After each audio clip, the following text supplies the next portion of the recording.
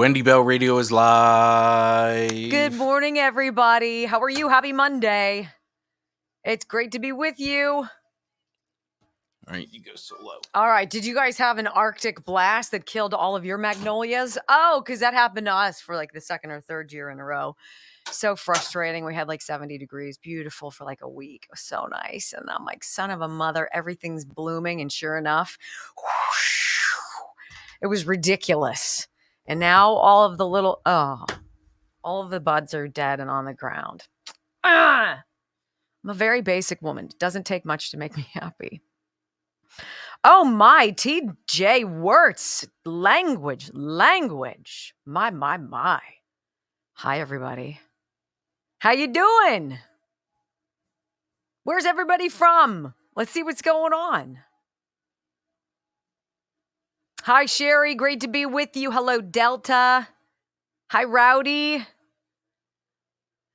Yeah, lots of news going on this weekend. Not a whole lot overnight into today, but bad people. A lot of bad people out there. It ticks me off. Good morning, paranormal travelers from St. Petersburg.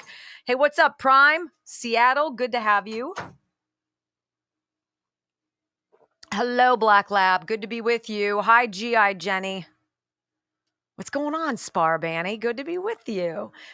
Texas Kathy. We got Yorktown, Virginia. What do we have going on today? Let's see.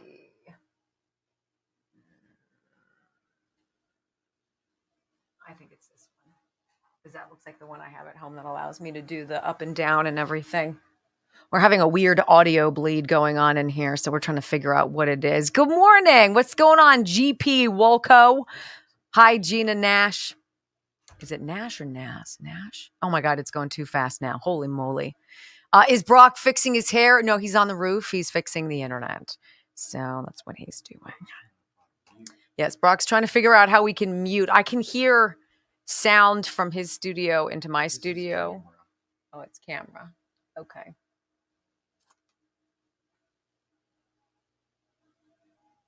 That one also tends to get this one wonky because they're on the same frequency, which is super smart. What's up, Patriot Chris? Good to be with you, Ethel Peabody. Mr. Black Dog, huh? What's going on? It is bad. No, it's not batteries. No, car. It's not batteries. Thank you. Glenn Youngkin endorses Trump. Well, he's not stupid. That's why. He's really not on the roof. He's sitting next to me. Is Brock Peter Pan to your Wendy? I don't know what that means. I don't know. Weren't they like brother and sister? Weren't they? Because that's definitely not what's going on. Because if I was his older sister, I would have kicked his ass a long time ago. A long time ago. Hello from Maine. What's up, Live Free? Live Free or Die. I see it. Oh my gosh. Okay.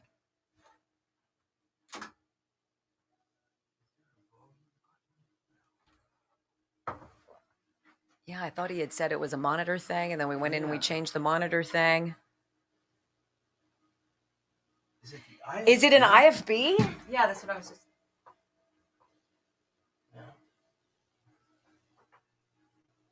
I don't know. I'll ask him when he gets in. I have no idea what's going on. Did you guys have a nice weekend? Did you have a nice weekend? I had a cold weekend. We had a soccer weekend. Today will be the day Jason doesn't come in. I know. Our engineer of the building, Jason, is such a great guy. Not to be confused with the other one. And he knows all the ins and outs of all the bells and whistles here. So. And stupid me. We didn't pay attention. I didn't pay attention because he's like, oh, that must have been them. I did that such and such. And you're like, great, thank you. Yeah, I was just glad it was fixed. Right. I'm ready to throw an F-bomb one of these moments. So. Go ahead. Throw it. Throw it. No, I'm not going to throw it. I'll probably hit the ring light. No, you throw it backwards. Oh, are you supposed to throw it backwards? Yeah. Why? I don't know. Just throw it backwards. Throw it. Yeah, there you go. There we go. I don't know if that was now it's going to bother her because it's sitting on the floor. It is sitting on the floor. Look how cute this is, though. She made this little frizzy. I mean, how cute. We have the greatest people, by the way. You guys are the greatest people. We love you. Last time you said Brock was on the roof, you were lying. I was, and I was lying this time too. So Yes. that's why it was supposed to be kind of funny, but failure.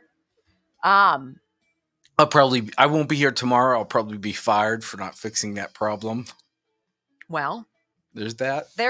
Yep. Well, we'll see what's going on today, friends. Oh, and thank you to the woman whose husband I met at a Gun bash? cigar shop cigar yesterday. Yeah? Who's a teacher who listens to the show and is conservative. Well, that's awesome. We're out there. We're taking over the world. Yeah, one mind at a time. Absolutely right. 5, 4, 3, 2, 1. Welcome to your daily dose of facts to fight off the liberal gaslighting. You can be in the middle of a hurricane. You have sanctuary in the city of Chicago. Or you can be on a calm day. North is still north. You could be in a thunderstorm. I am angry. We are not going back. Not ever. North is still north. People can yell at you. The hell with the Supreme Court. We will defy them. North is still north. It doesn't change fundamental things. And in this business, right is still right, even if you stand by yourself. We don't get fooled again. No. Live across the fruited plain and from sea to shining sea, we're converting the Marxist left 1 hour at a time on the Wendy Bell radio program.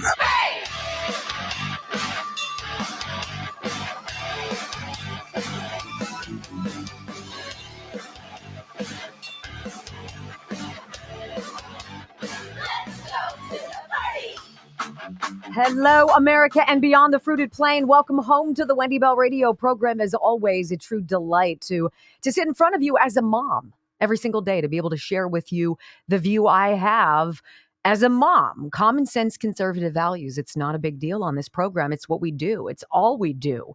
And we're so glad that you're a part of the program. We're going to go all over the place today, ladies and gentlemen. We're going to talk a little bit about New York. We're going to talk some Connecticut. We're going to go over to Indiana. And the entire theme of today's program, too big to rig. And of course, you know what that means. We're going to get to the nuts and bolts of that.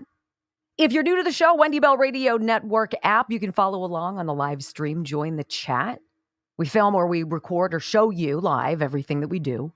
Also on radio stations across America and on Newsmax TV. Welcome home. Thank you for being here. We appreciate you.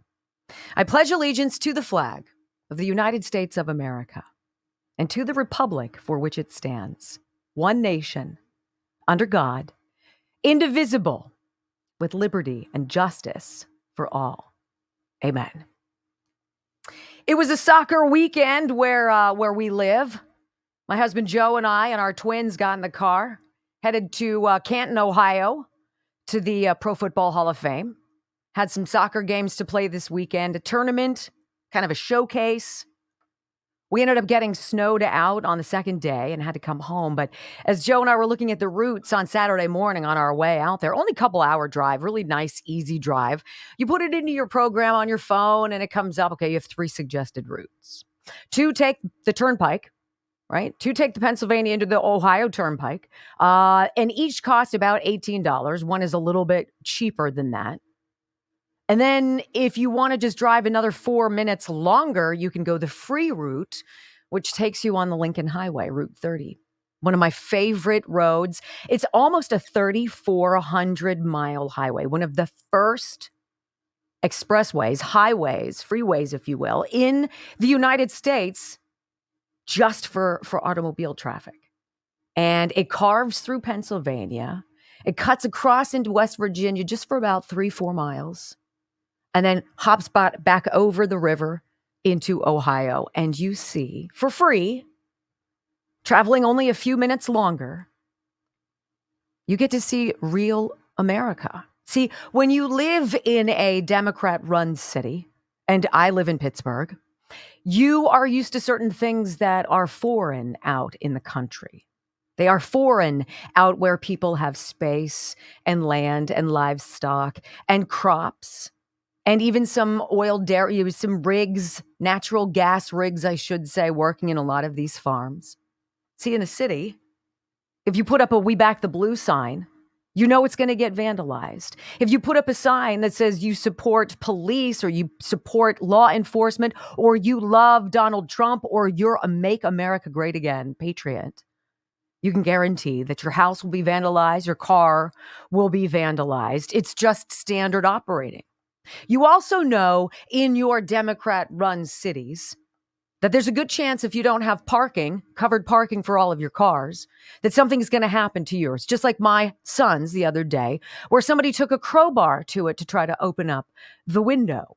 Crowbar, couple $1,000 damage. This is what it's like. If you live in a Democrat-run city, it is not uncommon to hear gunshots at any hour of the day or the night. And certainly the garbage that is all over the highway, in addition to the decomposing roadkill on the side of the road, indicates you're in a community where there is no more civic pride, where nobody picks up, where nobody seems to care. In the country, it's different. And as we opened up, crossing over out of Pennsylvania through West Virginia briefly and into Ohio, I noticed in the rearview mirror as my sons put down their phones and they started looking outside the window. And it was beautiful. All of a sudden, the garbage isn't there anymore. People care for their yards. There are more American flags on Route 30 than I would say I've seen most any other road. Pride, patriotism, love of law enforcement, a reverence for our military. That is what you get in these small towns. That is what you get when you get off the highway and you start seeing the real truth about America. It's nothing to be ashamed of in the country.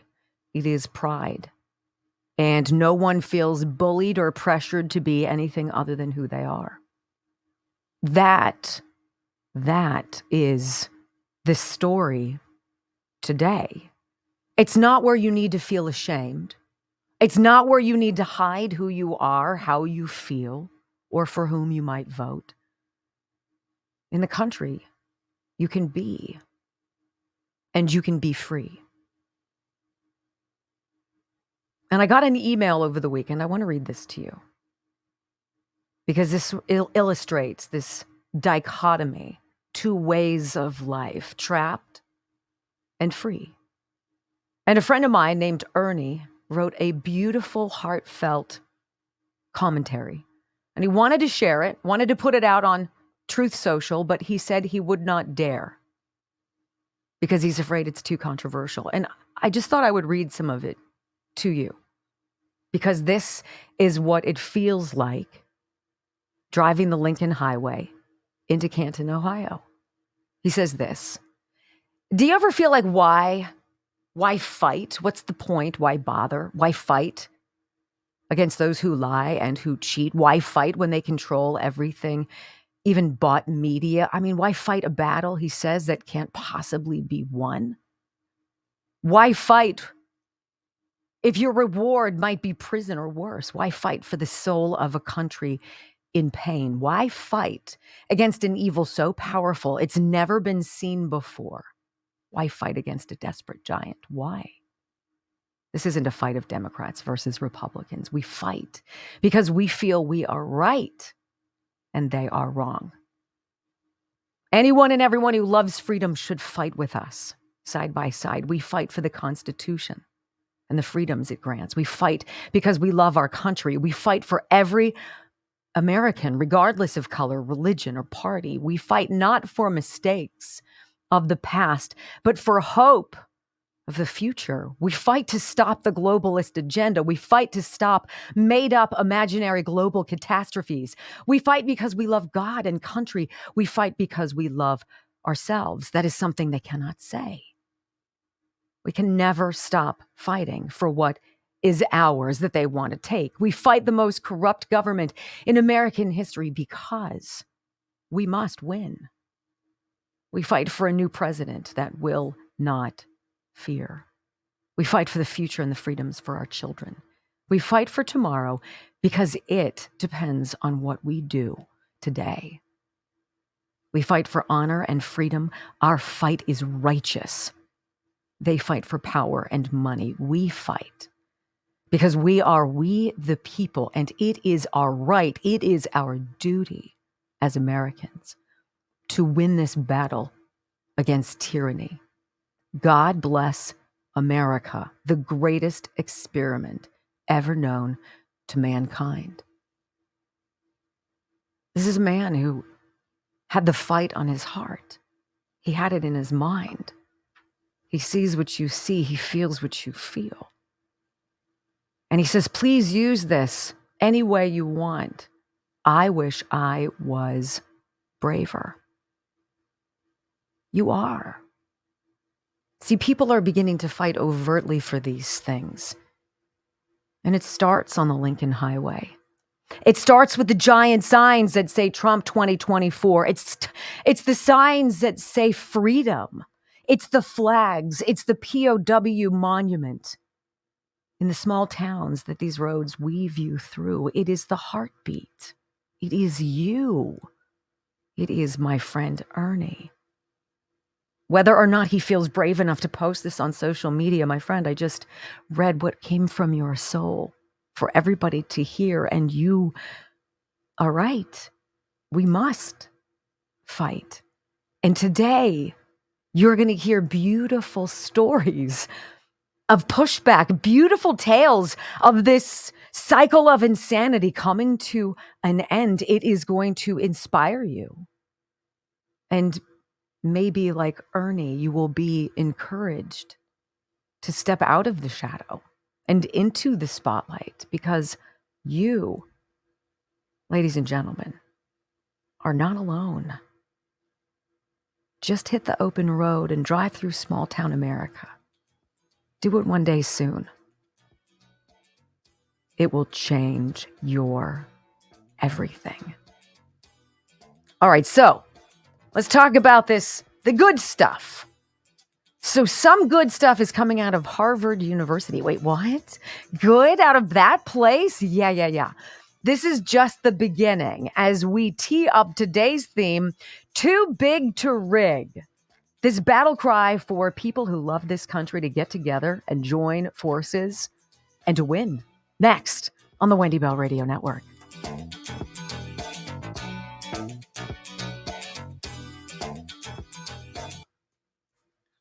Why don't you send me that and we'll post it for them on locals. Got it. Isn't it beautiful? I thought it was so beautiful. And he was like, do you want it in email? Yeah, I can copy and paste in. This is the time where I don't say quietly anymore, I'm voting for Trump.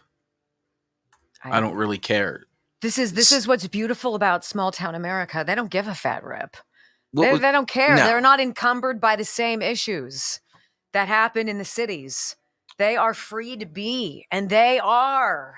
And it is glorious. And they are looked down upon, and they are belittled, and they are flown over. No.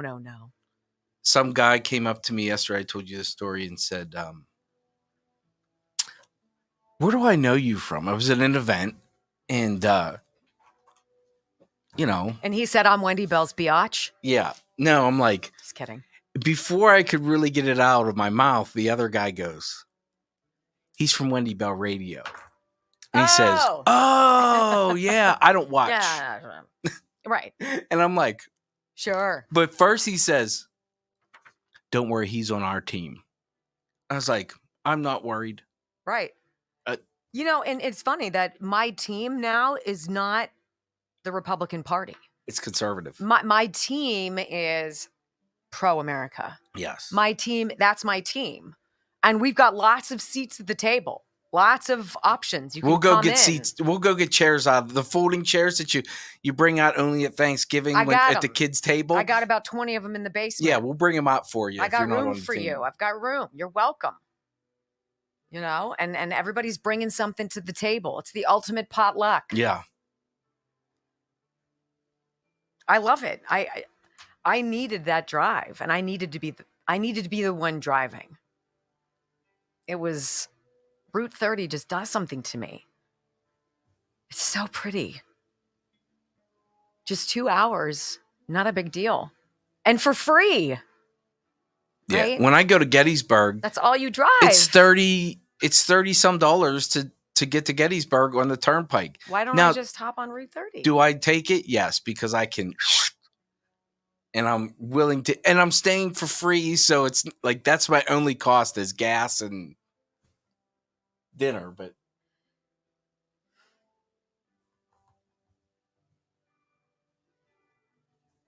yes, thank you to the gentleman's wife who watches every day.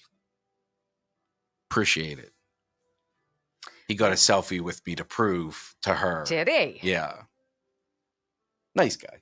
Almost 9,000 watching. Good morning. Great to have you guys.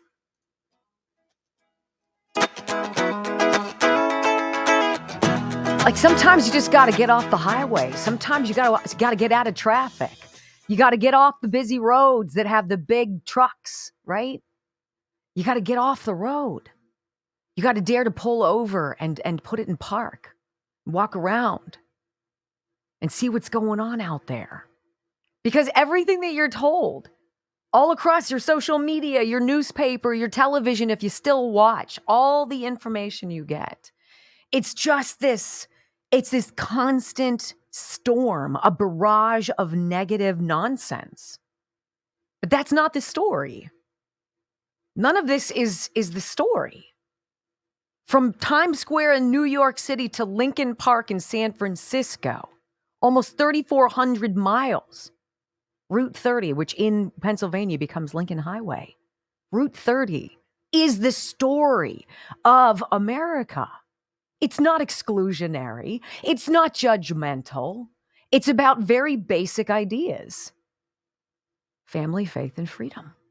Period. My golly, did I need that.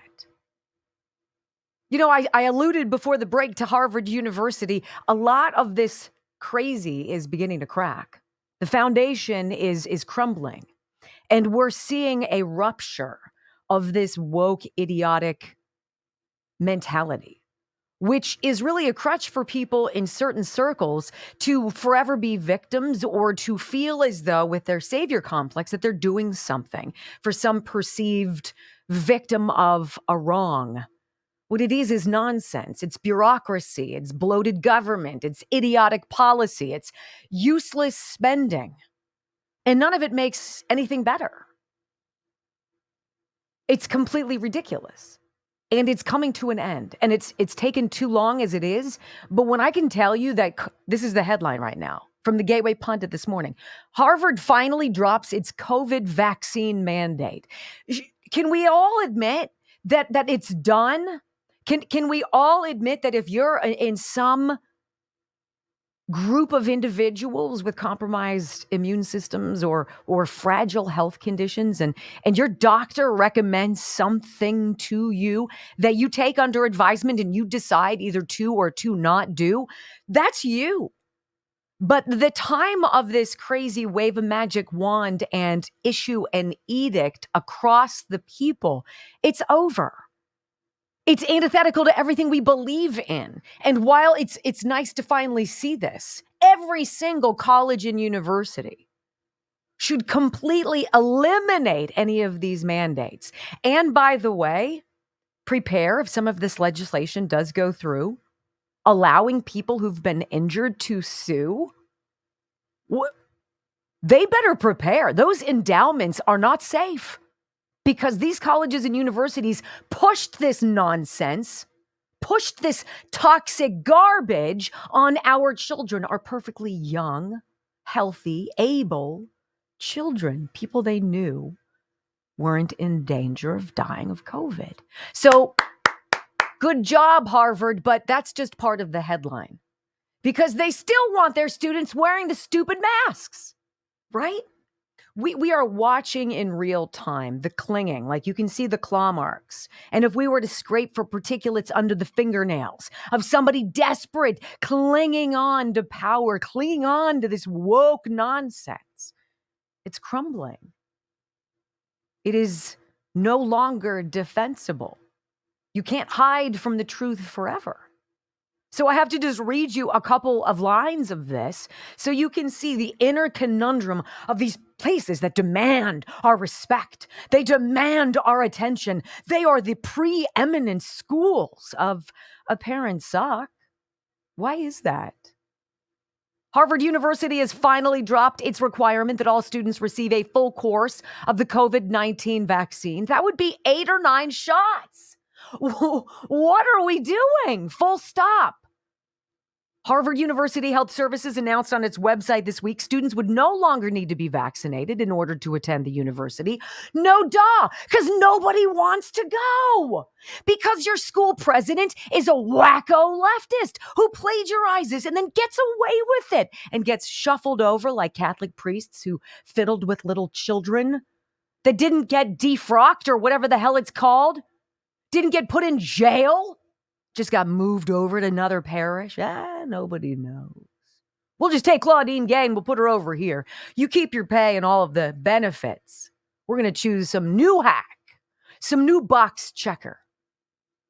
Look, the Harvard University experiment has officially failed and blown up in their faces this idea of elite, snobby educational prowess. Because what they continually are is failed policies, failed wokeness, failed edicts, failed leaders, failed guidelines.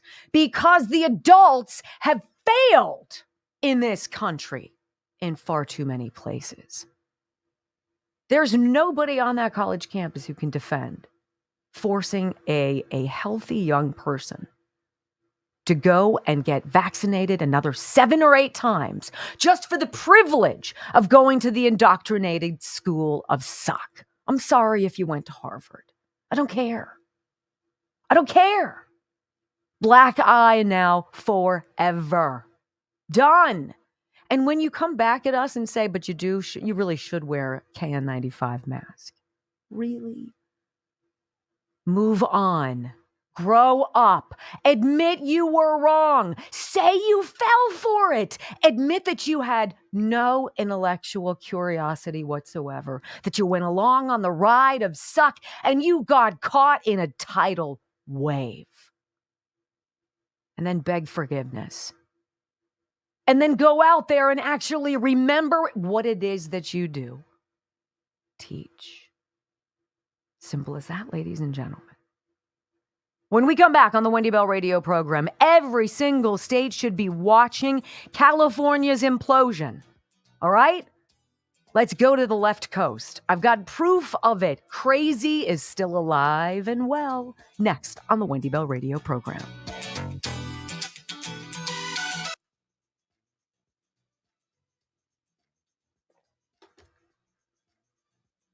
Additionally, we continue to emphasize the benefits of wearing a highly quality face mask in crowded indoor settings and remaining at home if unwell. Shut up, Harvard. Shut up. Show one freaking study that shows those stupid face diapers do anything except, oh, that's right, make you more susceptible to illness. Make you more susceptible to developing bacteria. What I don't understand is they used to cite the CDC. Well, the CDC came out and said treat it like the common cold. The CDC sucks. So, let's just use their logic and their rules. That's where we are. Let me tell you about a doctor who does not. A doctor who is completely focused on you, your wellness, your joy, your pain-free quality of life. His name is Dr. Richard Rafferty, and he is the Disc Institute of Pittsburgh. And the Disc Institute of Pittsburgh is one of those places that gives you hope if you don't want to have spinal surgery to fix degenerating discs in your back and neck. And he helps people every single day. It's called intra-disc neutrosis, non-surgical, 98% successful, allows your body to regenerate, your discs to heal and grow back. It's wild and it's fantastic. And look, if we can avoid pain medication and surgery and all that goes with it, I'm 100% on board with that. 412-906-9600, 412-906-9600. The number one testimonial comment I get in the world from people who've gone through intra-disc neutrosis at the Disc Institute of Pittsburgh is the kindness and the family environment of the staff, how you become welcomed into something special. And it reminds you that there are really good people out there still, and not to be completely jaded because of so much of the suck. PittsburghDiscInstitute.com. PittsburghDiscInstitute.com. 412-906-9600. And hey, if you're part of the locals community, I just posted Ernie's message. Go over if you're part of the locals community, and give him some love so he doesn't so he realizes he's not alone, and he can post these type of things. You can. You should. You should. That's what we need. We need people like Brock and like me and like Ernie and other people. Say it. Yeah. Say it. You know, the number of people who come up to me, no matter where I am, I could be in Canton, Ohio, and people know who I am. And they'll come up and be like, thank you. Say it out loud. Say it out loud. Hey, thank you for all you do. I love your conservative commentary. I too love America. Isn't that a shame? That's why I love this particular story. And it's a follow-up. This kid in Indiana who put the American flag in the back of his truck and got hassled by the school until he was like, bugger off. For a day. Bugger off. I'm not gonna go along with something stupid. It's the American flag. It's my right. And if you think the American flag is offensive, pack up and get the hell out of my country. Beat it. Well, I think what even emphasized more on that story is the support and where he got the support from. I'm sure people he wasn't expecting it from. Right. Other people. There are people just like us all over. And for whatever reason or another, they're afraid to step forward. I'm done. You reach a point where you're like, screw you. I don't care what you think. I don't live based on your judgment. If you're mad at Facebook for censoring you, but you don't say it out loud in public, they win. Your self-censoring is way worse than Facebook shutting you down. 100%. Self-censoring is way worse.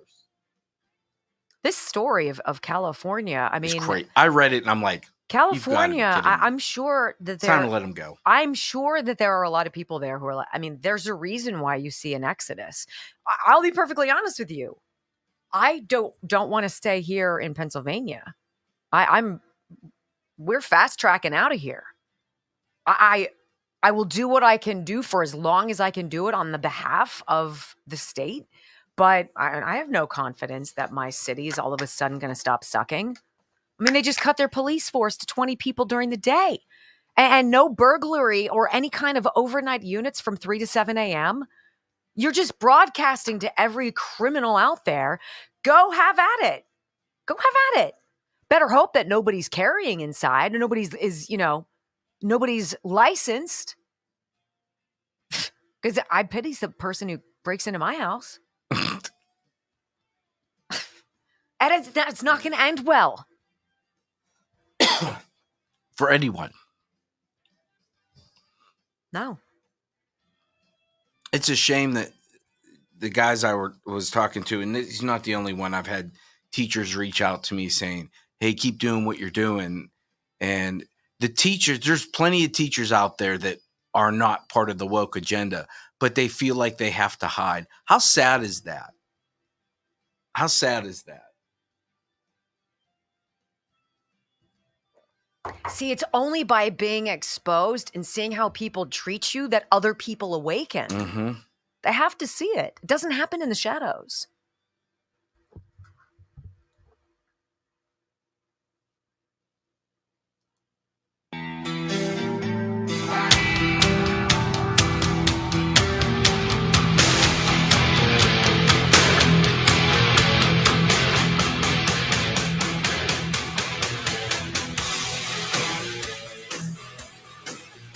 If today's show does anything for you, I hope it encourages that person who's worried about pushback, the person who's worried about coming out of the closet, the conservative closet, or the We Love America group. There is no shame in this. This is to be celebrated. That you love your American flag is something to be celebrated. That you can tell right from wrong because you've known it for years, and regardless of some liberal's attempt or some rhino's attempt to twist those ideas in your mind, you cannot be corrupted. You cannot be convinced otherwise. You are solid. Do not be afraid. Be you. Come out. That is how the change happens. That is how it happens. Now, I come from California. And I love the state of California, topographically speaking. I love my family. Other than that, I could give a crap. Honest to goodness. The place has gone to crap because not enough people have stood up and said, the hell are we doing? Who are these lunatics? And I do believe at some point, cutting and running, it sounds like it's surrender. No. See, we all have we have a limited capacity to live in constant suck. And when you know yours is coming, you're reaching your limit, it's time to come up with a plan B. And as Joe and I were driving on the Lincoln Highway yesterday to Canton, Ohio with our twins going to a soccer tournament, I said to him, if you gave me New York City or Los Angeles, California, two very interesting places to live, or you gave me this tiny slice of West Virginia that we're currently driving through, I would live in West Virginia because I would like my neighbors. Period. And he said, absolutely. People are waking up in these communities saying, what happened? Listen to this headline. I'm getting this at twitchy.com. California introduces bill to provide free legal assistance to illegals who are violent felons. Free legal assistance to illegal people, aliens who've invaded our country and broken the law and then hurt someone in our country. And according to some wacko progressive schmuck, an assemblyman there with a hyphenated last name, which obviously makes me raise my eyebrows. This is very real. You are not safe. You are not safe when Democrats are in charge. In fact, everything is switched against you. So let's figure out what's going on with this story so you can decide, okay? Now, we're running out of ways to describe how insane California has become. The state that's decriminalized intentionally spreading HIV to unsuspecting partners. Thanks so much, Scott Wiener, you hack. That's allowed early parole for prisoners, even if they were violent in prison. The same state that removed teachers' ability to discipline students in school and imposed massive taxes on gun owners, among all sorts of other crazy that's taken things to an all-new level of suck. How about this? California Assemblyman Reggie Jones Sawyer has introduced this bill, AB 2031, known as the One California Program. We're going to put lipstick on this pig, but the pig still, right? Contained within the bill are many provisions to protect illegal immigrants from deportation. I don't understand this. And I'm going to go to a basic level. This Reggie Jones Sawyer is a black man, a black progressive, who is saying to his black community and everybody else, yeah, you don't really matter. I'm going to put all my eggs in the basket of these illegals who are coming over here and taking all of our crap, who are moving in, taking your jobs, who get all the freebies, who get free housing, who get free legal help, who get free education, free health care, and who want a fast track to getting voter ID. We're going to give it all to them. You don't matter. Like, at what point do people in California say, what? Because I think that time has passed. So this bill seeks to grant illegal immigrants convicted of serious and violent crimes with legal assistance, such as helping them avoid deportation. Do you guys think that if somebody from another country comes here and beats, hurts, rapes, murders somebody in our country, that they should be bailed out with free legal help so they don't get shipped back to their homeland? What? I think they should have the book thrown at them. I think they should be immediately rounded up, and anybody in their lair should be rounded up and sent away with them. But not Reggie Jones Sawyer. That's fantastic. These services, of course, will be paid for by taxpayers.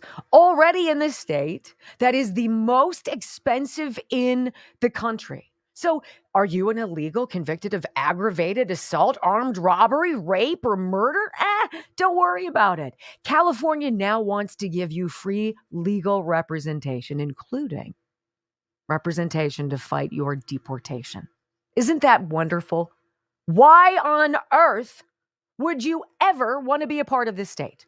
Of course, to be clear, as anyone who has watched a police procedural before knows, under the Sixth Amendment, U.S. citizens who cannot afford it are provided legal representation for free if they're charged with a crime. This right does not extend to non-citizens. It does not extend to illegal aliens. Is it any wonder why Americans are leaving America in droves? Of course not. The Supreme Court is not even guaranteed the right to free legal representations for representation, I should say, for criminal appeals to citizens. But this wacko wants to make it available for illegals who come here and who hurt us. So the Washington Examiner picked up the story. Is California going to fight the deportation of violent convicted felons? How do you wake up as a liberal, as a progressive in the state of California and be proud of what you've done? You've created a safe haven for anybody out there who has a serious mental instability. You want to chop off body parts or stitch some on and you're only 12 and your parents aren't down with that? Just run away. Just run away and come to California. We will welcome you. Our arms are open, says Gavin Newsom. You got pregnant for whatever reason, which is none of our business, and you want to get rid of said child, and you don't have funds for it, come to California. We'll help you murder your child, and we'll help pay for it. How about that? I mean, how do you defend any of this? You don't. So here's the Washington Examiner take on this, I should say.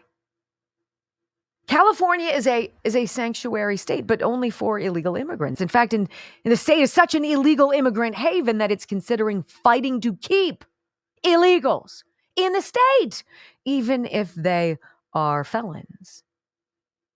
Look, I don't think it's a black or a white issue when you have safety at the top of your mind.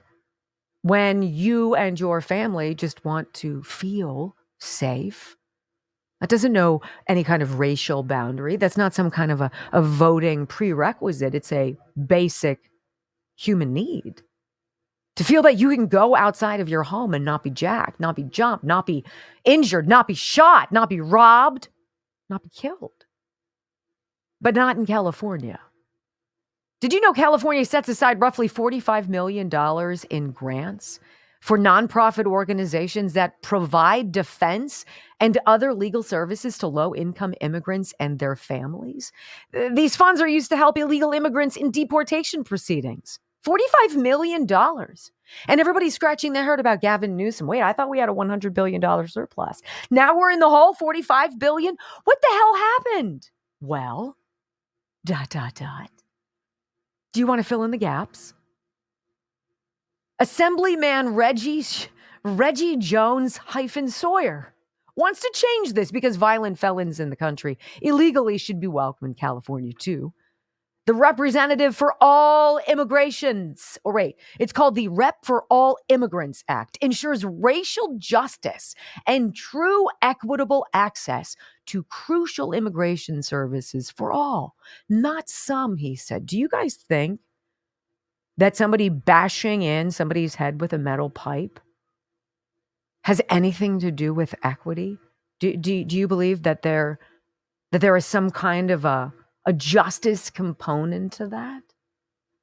The hell are we doing? Who needs actual justice where convicted felons who should not be in the country in the first place are deported with little issue when we have racial justice?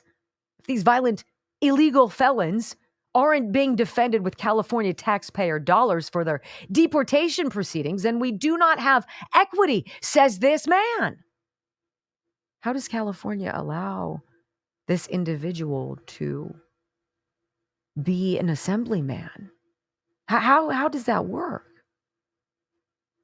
Of course, the loser here is the everyday Californian who's simply trying to pay the bills in the most expensive state in the country while avoiding being killed by the felons that state Democrats are trying to keep out of jail. Why is that? Why are they against everything that makes sense and therefore everything that's absolutely indefensible? What happened to that pendulum? Completely flipped around. Even the illegal immigrants who are simply trying to get along day to day in California, the ones who aren't violent felons, who are made less safe by this. California is protecting them from being deported, sure, but not protecting them from being killed by people who clearly should be deported. You saw what happened with Laken Riley, right?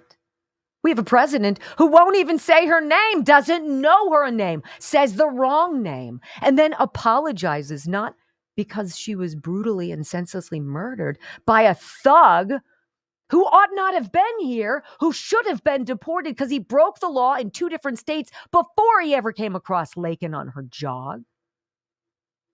He apologized. Joe Biden apologized for calling that thug, dirtbag, murderer an illegal. And they want you to believe that this is going to be a close election.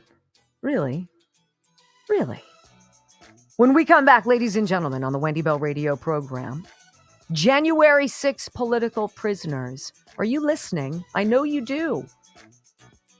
2 of them being moved to a unit, a gang unit where Jeffrey Epstein reportedly killed himself. Why would that be?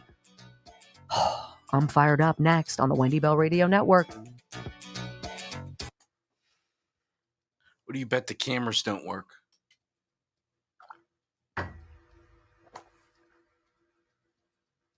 Where you could be jumped, stabbed.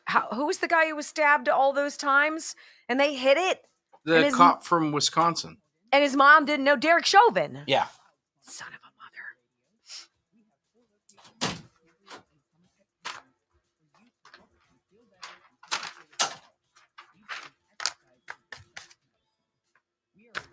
All right, let me tell you about the Simkovich Concussion Institute, ladies and gentlemen. It's important for you guys to know that when you call the Simkovich Concussion Institute, because you're clearly worried that you or somebody you love has been banged around pretty well and you've suffered some damage, and you're afraid, you're like, where do I go? How do I fix it? What do? I don't know. You don't need to call someone where there's a phone tree that picks up your call. Press 1 if you want to talk to somebody. Press 2 if you want to leave a message. No, I need to talk to somebody. Because I'm scared. And what you get at the Simkovich Concussion Institute is somebody who is a professional, who is an expert, who understands traumatic brain injuries, who understands concussion, who can help you in that moment and say, I see you, I hear you, and we're going to get you on the docket. Can you come in next Tuesday? Because we're ready to fix you. It's not difficult. I don't want to wait until August. I don't want to be bounced around. I don't want to have another prescription. I just want to be fixed. And that is what Dr. Charles Simkovich at the Simkovich Concussion Institute does. He fixes people. He heals people. And it works. Go to SimkovichConcussionInstitute.com. Read the testimonials. Listen to what they do. It's such a great website. The testimonials are off the charts. Okay? 412-366-3700. 412-366-3700. Talk to someone. Get answers. You deserve that. You deserve Simkovich Concussion Institute. Did he show you? Yes. Thank goodness. So, can I give my theory on why they're doing this? Which part? The California. Go ahead. So many people are leaving California to where they're going to start losing Senate seat or congressional seats. Yeah. And this is a surefire way because you don't need to be a citizen in the census. You just need to be counted. Yep. And did you see San Francisco gave Ford $108 million tax bill and they made less than $1 million? They taxed them on their worldwide earnings. That's how they do it. They steal, period. So Ford, if I was Ford, I'd be like, fine, can't buy a Ford in California anymore. Ford's dead to me anyway. Whatever. Embrace BLM suck crap. I can bugger off.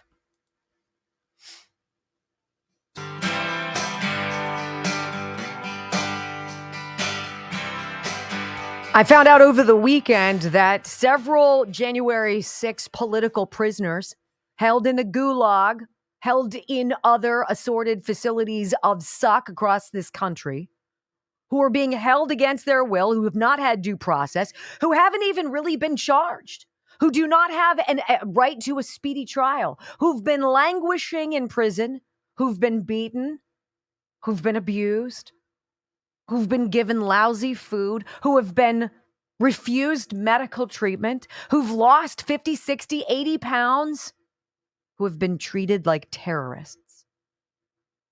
For doing what? Walking through the building, the Capitol building on January 6th. I understand several of these men and women listen to this program. I see you. You are not forgotten. And when I saw this headline over the weekend, I stopped because it's sickening. Gateway Pundit headline. J6 political hostages Ryan Samsel and Jake Lang moved to gang units in the same jail system where Epstein was killed. See, we're not dancing around this anymore. We're not saying where Jeffrey Epstein killed himself, where Epstein was killed.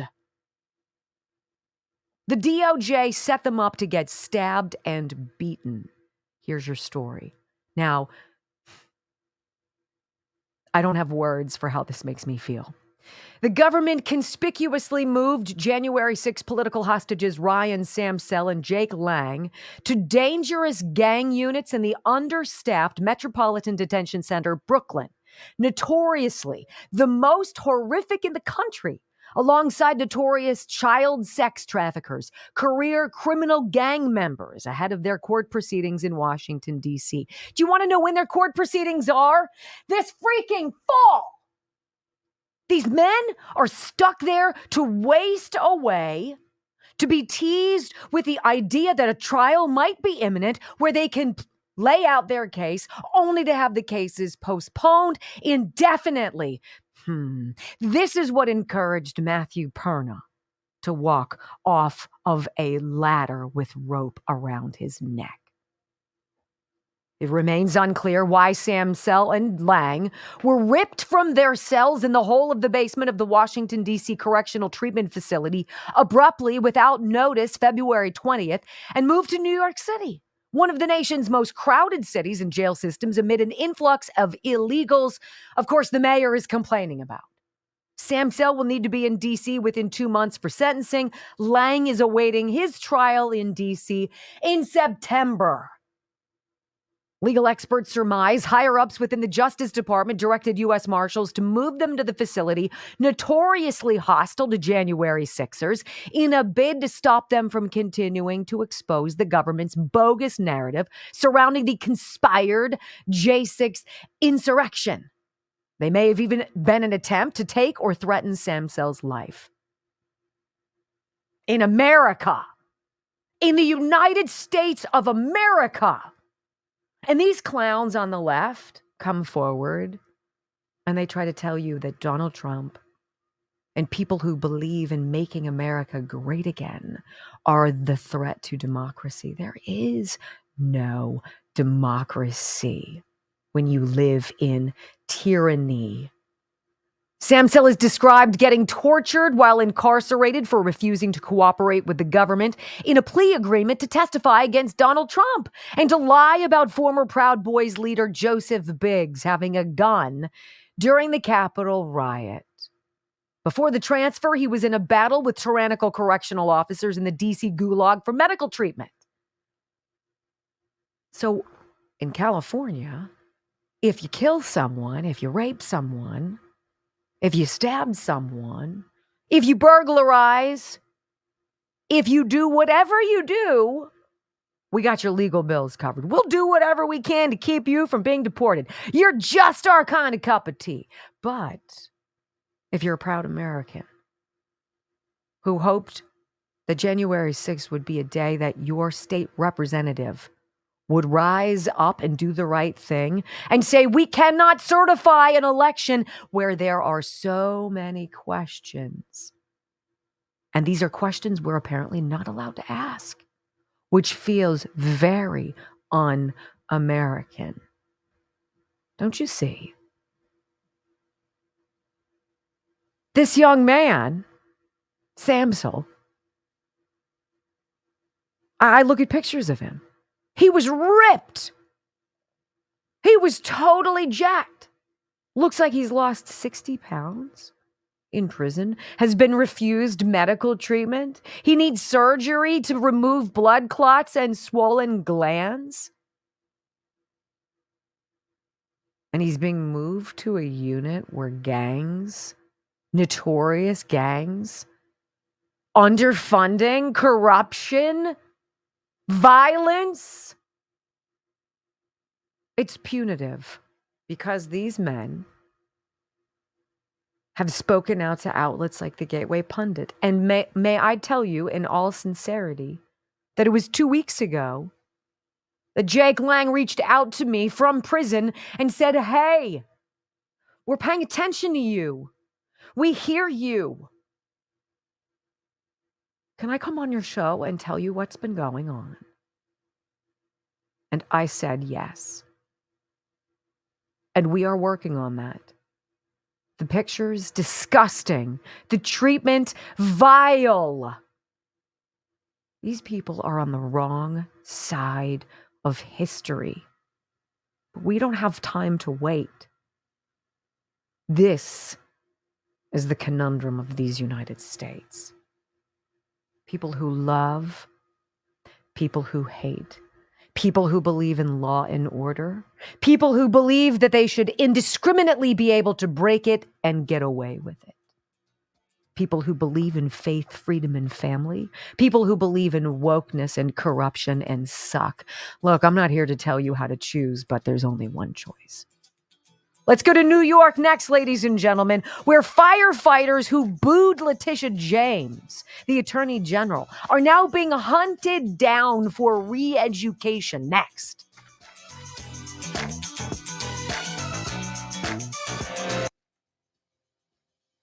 It's disgusting. The sad part is, I'm not surprised. Letitia James can go herself. And so can the person in charge of the fire department who's never been a firefighter. Yeah, you know what? When you go, this is sort of like in the hospital system in our slice of Pennsylvania. The people in charge of the hospital system aren't doctors. They're not the ones who do they're bureaucrats. They're nurses who are now administrators, nurses in charge of medical systems, when it's doctors who do. Okay, whatever you want. Don't come crying when life-changing medicine. Don't come crying when what? When the shizzle hits the fan. Speaking of, CrescentMountainCoffee.com. CrescentMountainCoffee.com. Great for cold brew. It is the best coffee you will have. Wendy Bell Radio brand coffee. I had a gentleman say to me yesterday, had a cup of your coffee this morning. It is really good. I'll tell you, you will become snobby. You will become a coffee snob. You'll become Wendy. You'll become me. Yes. And I'm proud of that. I own that. Okay? I can't lie. I'm the same way. Now it's CrescentMountainCoffee.com. Go get it. Try it. Try one bag. It's one of those things too where you've got somebody in your life too who's a snob. Be like, I gotcha. Here you go. Don't get one bag because here's the problem. You're gonna run out. You're gonna run out and you're gonna be like, like, I should have got 2 bags. Yes. Let me tell you quickly about Texas Bullion Exchange. You know, your money obviously is not going as far as it used to. And we all obviously worry about this crazy shift to digital currency. Europe is pushing back against it. Thank goodness. So what happened to cash? What happened to cash as king? It's not anymore. That's why we're seeing this unprecedented need for an alternative store of value. And for me, it's gold. For some people, it's palladium, it's platinum, it's silver. Whatever it is, my folks, Texas Bullion Exchange. 855-927-5557. 10% off any qualified certified coin purchase when you drop my name, Wendy. If you go to texasbullion.com, you're going to be able to get a gold investing guide. You're going to learn how easy it is to talk to one of these experts at Texas Bullion. You're going to be able to say, hey, I'm not rich, but I'm not poor and I'm not stupid. I want to plan for the future. How do I get precious metals in my portfolio so I have it to depend on when I retire? That is what is Texas Bullion Exchange's wheelhouse. And even if you don't have the cash, you can roll over 401k into that kind of thing. Yes, you can. 855-927-5557. 10% off certified coin purchase. Use promo code Wendy. TexasBullion.com. It should be easy, right? It should be easy. They make it easy. You guys want to see something that we were not expecting? Gee up. Yeah, Bob. Oh my gosh. Or as Brock would say, oh my gosh. You guys ready? Bob Ross. Look at Bob. Bob sprouted. I know, but you missed this ton. Yeah, but look back here. It's gonna puff out. Don't you be critical. You weren't doing the spreading, right? No, you did the spreading. I did. And look, if I had gone too long, if I had gone too far, he would be in his eyes. He'd be very uncomfortable. We could have trimmed it. No. So we're gonna let Bob Ross, the autographed Bob Ross. Thank you. We're gonna let him percolate and puff up a little bit. Are we putting the bag over his head every night? Every single night, he gets a little greenhouse effect as he gets cozy. I think that's what made it sprout. And soon after Bob, I mean, realistically, we don't have to wait. How about you spread Dawn then? Okay. You did such a good job on the last one. You just said I didn't. So no, you can't have it both ways. I nice can. Try. It's mighty liberal of me. This story is truly. I mean, what the hell are we doing, folks?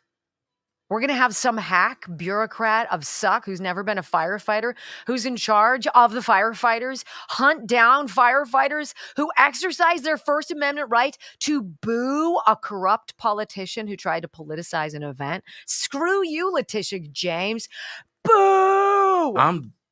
But if you're if you're pro-Hamas, you can interrupt anything you want. You can interrupt the State of the Union official proceeding. Yeah.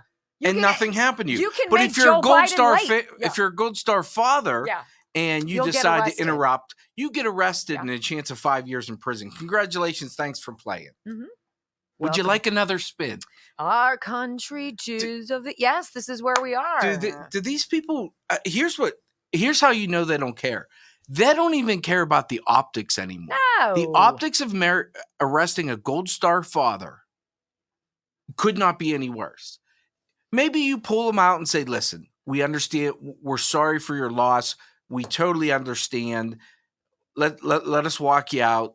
Cooler heads prevail. We're not going to press charges or anything, but we can't have this. I guarantee the father would understand. Guarantee. I'm sure Scott Smith is also waiting for his apology for being tackled on the ground, for his From a school board? for his No. shirt to ride up and expose his body, to be bloodied in the face and humiliated and handcuffed after his daughter was anally raped in a school freaking bathroom, and they lied about it.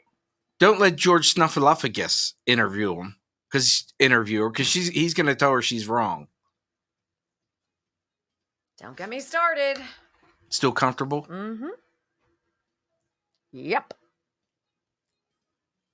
Because that's all that matters. And then at 10:30, we have a Liz Cheney. She is just the face of all things corrupt, colluded, and suck. And we got the proof of that. What a tool. Well, what an epic tool. With her, we know the apple didn't fall too far from the tree. He was such a tool, too. Ugh. Mr. Enron. Ugh. 5, 4,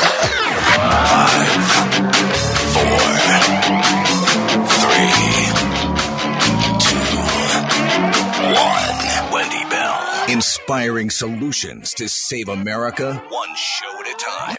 Are you ready to get on board?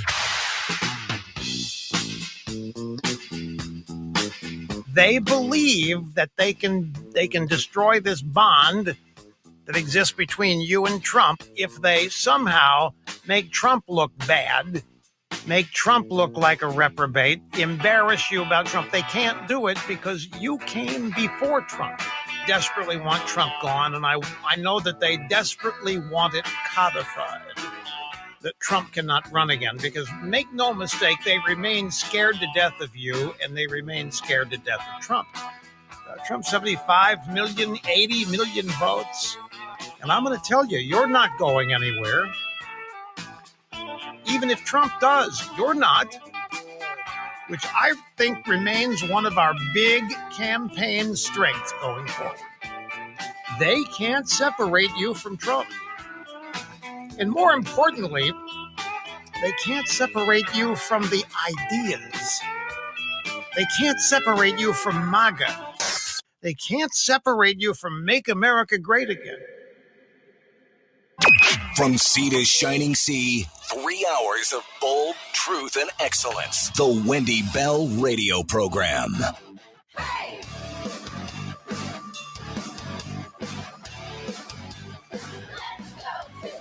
Hey, welcome back, ladies and gentlemen. Hour number 2 of the Wendy Bell Radio Program. Delighted to be with you as we share our common sense conservative values.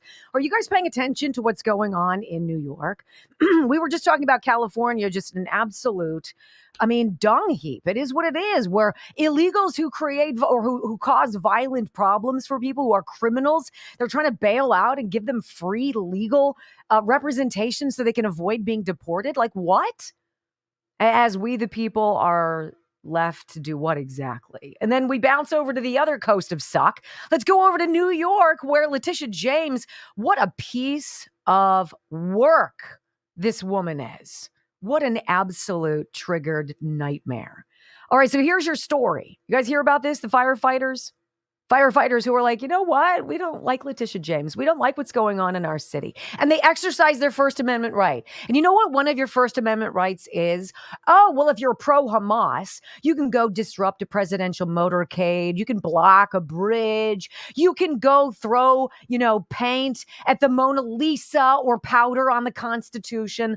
You can go disrupt Congress. You can do whatever the hell you want to do.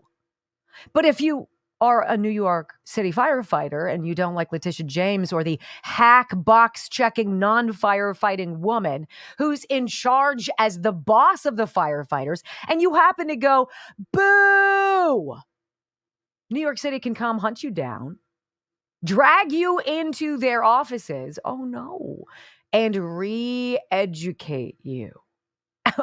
And Donald Trump is a threat to democracy. Got it. Okay. As long as we're all on the same page that everything's going on right now, that's totally reasonable. No. New York Post headline says it all. FDNY boss hunts down staffers who booed New York Attorney General Letitia James and cheered for Trump at a promotion ceremony. We've got the sound of it coming up in just a second because it's brilliant. It's brilliant when these people on the left think that they're in charge of some ceremony, and it gets co-opted by people who like faith, freedom, and family more than they do leftist politics of suck, right? So FDNY Commissioner Laura Kavanaugh, this woman, she's your typical leftist. She looks miserable. Is there an attractive woman out there who votes Democrat? I'm sorry, did I say that out loud? Hunting down smoke eaters and other staffers who mercilessly booed New York Attorney General Letitia James and cheered support of Donald Trump during a department promotion ceremony this week. Okay, so the FDNY chief of department, some dude named John Hodges, fired off an email to other agency honchos warning a reckoning led by the department's Bureau of Investigation and Trials was coming over the chorus of boos and chants of Trump that James received at Thursday's event. BITS is investigating this, so they will figure out who the members are, Hodges wrote FDNY chiefs Saturday in the letter obtained by the Post. I recommend they come forward. I've been told by the commissioner it will be better for them if they come forward and we don't have to hunt them down. Excuse me, Mr. Hodges, who in the fat hell are you? Hunting down men and women who booed your attorney general of suck? And you believe that's in your purview? And you guys want to tell us that Donald Trump and the Republicans make America great again? That's a threat to democracy. No! Don't let those people take over. Hunt down the men and women who put their lives on the line every daggone day, who walk into burning buildings, who went into the Twin Towers and died by the hundreds, and their brethren, you think you have the audacity to wag your finger and hunt down? Mr. Hodges, tisk tisk. This is the sound of the ceremony. The people who are booing, you'll hear, and then chanting, Trump, Trump, Trump. It is the left's kryptonite, and it is just slightly delicious. Listen.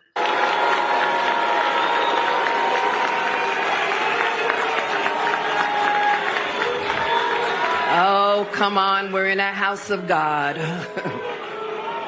First, simmer down. I want to thank Commissioner Kavanaugh and Chief Hodges for that recognition.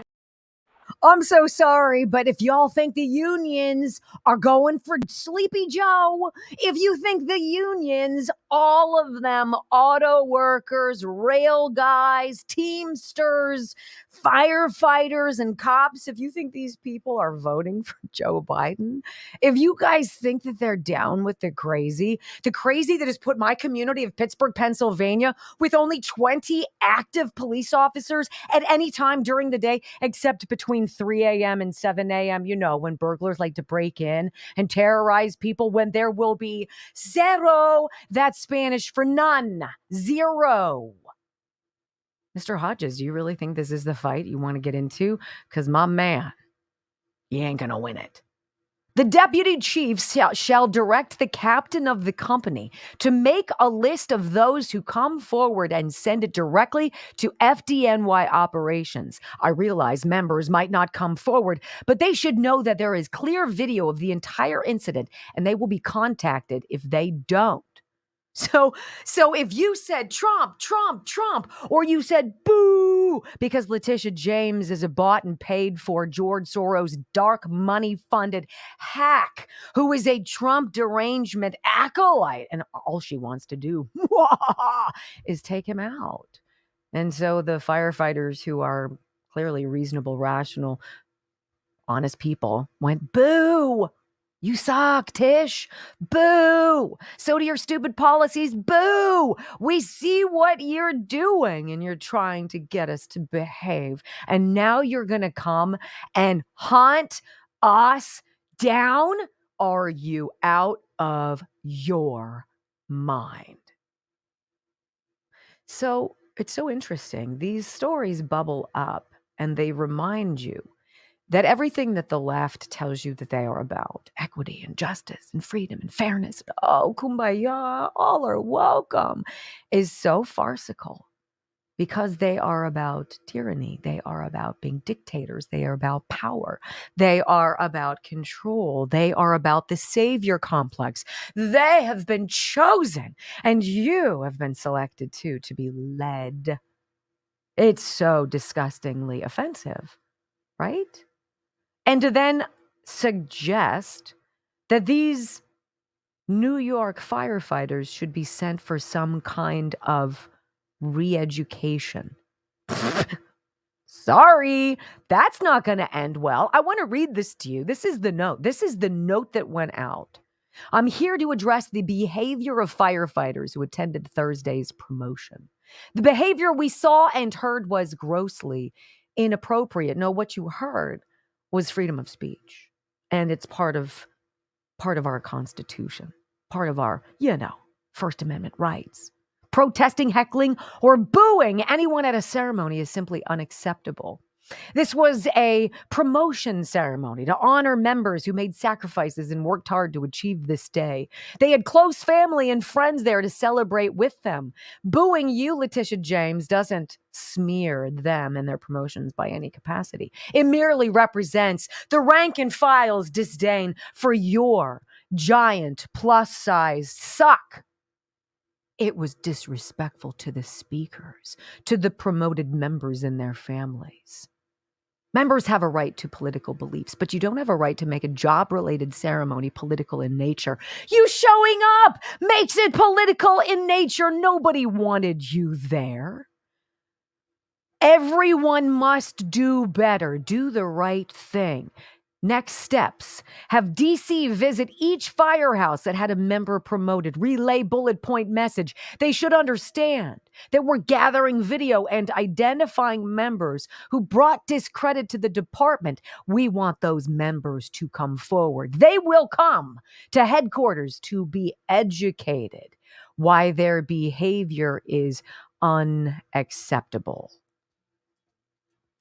Doesn't that sound so warm and inclusive and friendly and just and fair?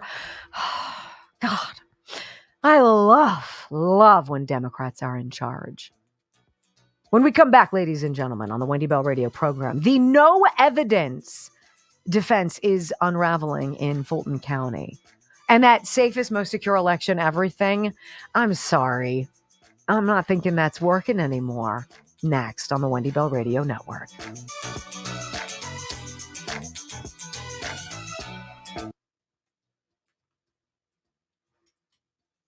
There's a second page, though, I want to read to you. I wish they had it. Where is it? It's so bad. We will hunt them down. We will hunt them down. What the hell is this? Ultimate Survivor? Is it like, I don't even know. It's gross. What's not is that there are, oh my gosh, only 6 more days. Only 6 more days this week of Ireland contracting 0% interest for 36 months on new windows. New windows, new doors. If you live in southwestern Pennsylvania and you realize, you're like, ugh, but you're worried about the expense. Who isn't worried about the expense? New windows are expensive. So you're like, all right, I find a company I believe in. Amish installers are off the charts. Ireland Contracting, been in business 30 years, A+ rated, Better Business Bureau, Angie's List, Guild Quality in the Wendy Bell Radio program. But it's too expensive. Well, how about you take 3 years to pay it off? And you don't get zinged for it. IrelandContracting.com. IrelandContracting.com. 1-800-NEW-ROOF. IrelandContracting.com. Why not? Ask about skylights or sun tunnel installation. Ask about a new bay window, new patio door, new front door, double hung casement, vinyl wood, the kind that's got the blinds in it. They've got everything at Ireland Contracting, and they're beautiful. They'll bring the home show to you. Why not? 1-800-NEW-ROOF.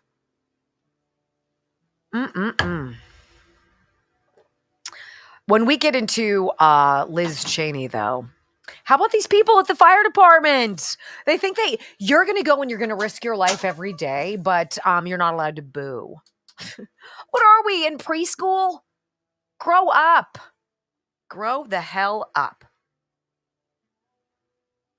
How's it looking over there? What's going on? Let's see what we've got. Well, we've got 226. 12-3 watching. Hi. And to Hi, guys. the people in the app who says, shh, or George Soros will buy. Here's the beautiful thing. George Soros can't buy us. No. We're not publicly traded. So he can suck it. And his son can suck it. Yeah, and I'm just going to say, honestly, even in the world of radio hosts who aren't doing what we're doing are soon going to be on the chopping block too. Yep. Like, if you haven't seen what's going on, and we've been doing this now for 3 years. 3. If you're not with that program, the talk shows are going to go under as well. Because I think this is how people are communicating. This is where people are getting their news. And I think it's beautiful. Yeah. Now, Phantom's right. Regulated by the FCC? Absolutely we are. But this is the benefit of not being owned. You can say what you want. And if something goes wrong, it's on us. But yeah, I agree. If you're not doing this, you're right now, if you weren't doing this 6 months ago, you're now behind the 8 ball. You're playing, no offense, you're playing catch up to us, the Dan Bonginos, the Salty Crackers, who's not a radio guy but has a following, all of them. You're playing catch up. I agree.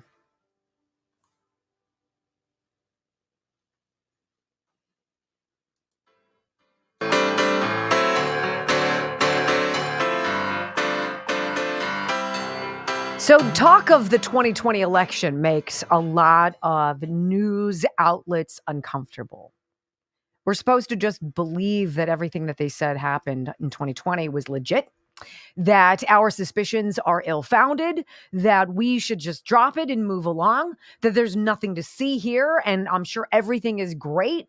It was the safest, most secure election ever. Whenever somebody on the left or the uniparty right is trying to drill something into your mind about what is or is not, you can guarantee it's the opposite. Look, in a state, let's just talk Georgia.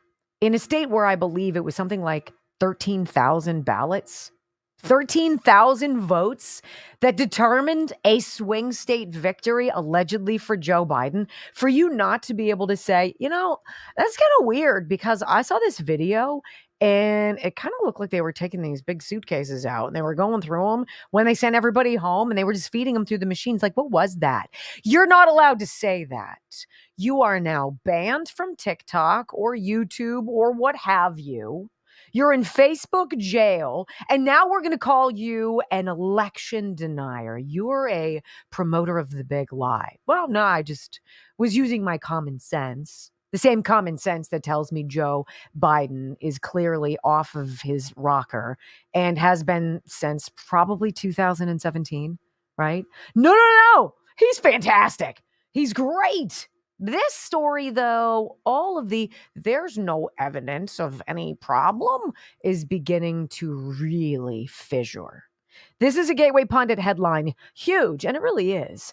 Uncovered evidence indicates Fulton County, Georgia performed no signature verification on mail-in ballots in the 2020 election. Not just like a couple. Not like, we found like 35 or even 300, right? How about more than 150,000?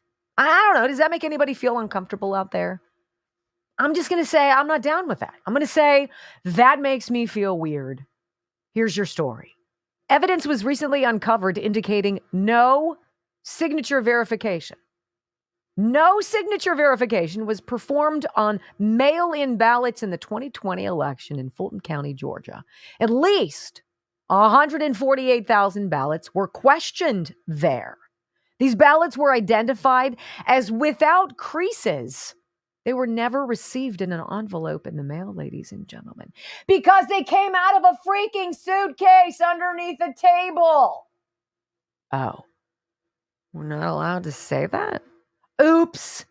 What? Firefighters in New York, you're not allowed to boo without having some bureaucrat hack come after you and, quote, hunt you down for, quote, re-education? Say what? Rasmussen reports sharing an affidavit where an individual in Georgia claimed no signature verification was performed on 148,000 freaking ballots. Pristine ballots. Ballots that were never folded, ballots that were never mailed, ballots that were never dropped in a drop box. Wherever did they come from? Silence. Really? Really? Copy of the affidavit. I'm looking at it. Here's a guy named Mark Wingate. He's the guy who stepped forward and said, I'm sorry. Why didn't we use that thing that we've been using in the past to make sure people who are voting in a certain way are doing it the right way? Because Pennsylvania did it too. He writes this: the undersigned affiant, being duly sworn on his oath, deposes and says that my name is Mark Wingate. I reside in Fulton County. I'm of legal age to make this affidavit. I was a member of the Fulton County Board of Registration and Elections, a position I've held since 2017 when I was nominated by the Fulton County Republican Party and appointed by the Fulton County Board of Commissioners. I submit this affidavit in support of this complaint for declaratory judgment and application for writ of blah, blah, blah. He's saying, look, that was a bogus election. You guys certified crap that was uncertifiable because you don't have mail-in ballots that haven't been mailed, that just appear, that are all the same, that haven't been verified. And then when we ask you about it, you say, oh, we can't find those. Well, how about the chain of custody logs? Those have to be somewhere. Yeah, we didn't think we needed those, and so we got rid of those. Really? Is that so? What does he say? What does he say in this? Well, I've served in this capacity. This is what I've witnessed. Voter registration counts and the active and inactive voter rolls, which I'd questioned for months. The board was told that Fulton County did not perform any signature verification on any absentee by mail ballot in the 2020 election. The board was never provided chain of custody documents that it requested. The board was never provided the surveillance footage of the drop boxes that we requested. Where did that go? Earl. Hey, Earl, get in here. Where's that video? That isn't good enough, ladies and gentlemen. And that there have been no answers to allegations of misconduct in the final counting at State Farm Arena used to certify the 2020 election. Don't tell us it was the safest and most secure ever. And please, please don't insult those of us who see Joe Biden's anemic crowds in the dozens and try to tell us that he won 81 freaking million votes. Because we know better. The most corrupt of them all, perhaps, for today's reasoning is Liz Cheney. Oh, Liz. Not looking good, sister. Next.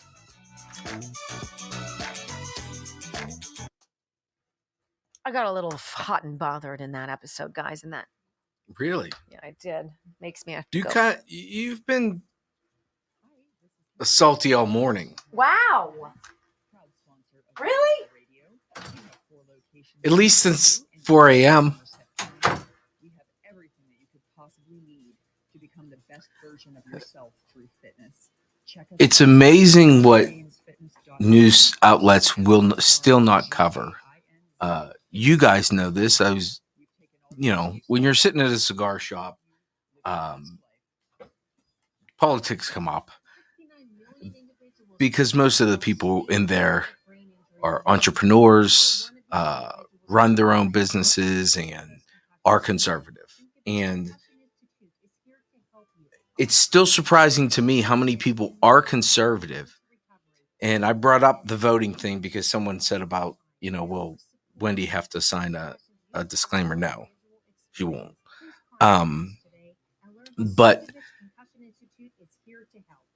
I brought up the Dominion. I was like, so Dominion voting, who's the biggest shareholders of Dominion voting? These are things you guys all know because we talk about it. BlackRock. Who's the biggest shareholder of Fox News? BlackRock.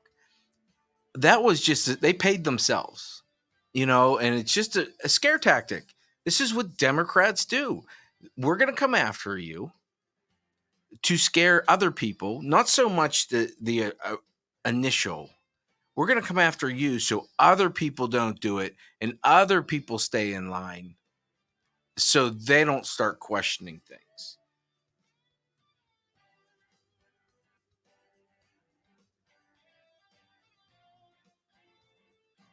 Yeah, BlackRock, Vanguard, they're all the same. It is what it is.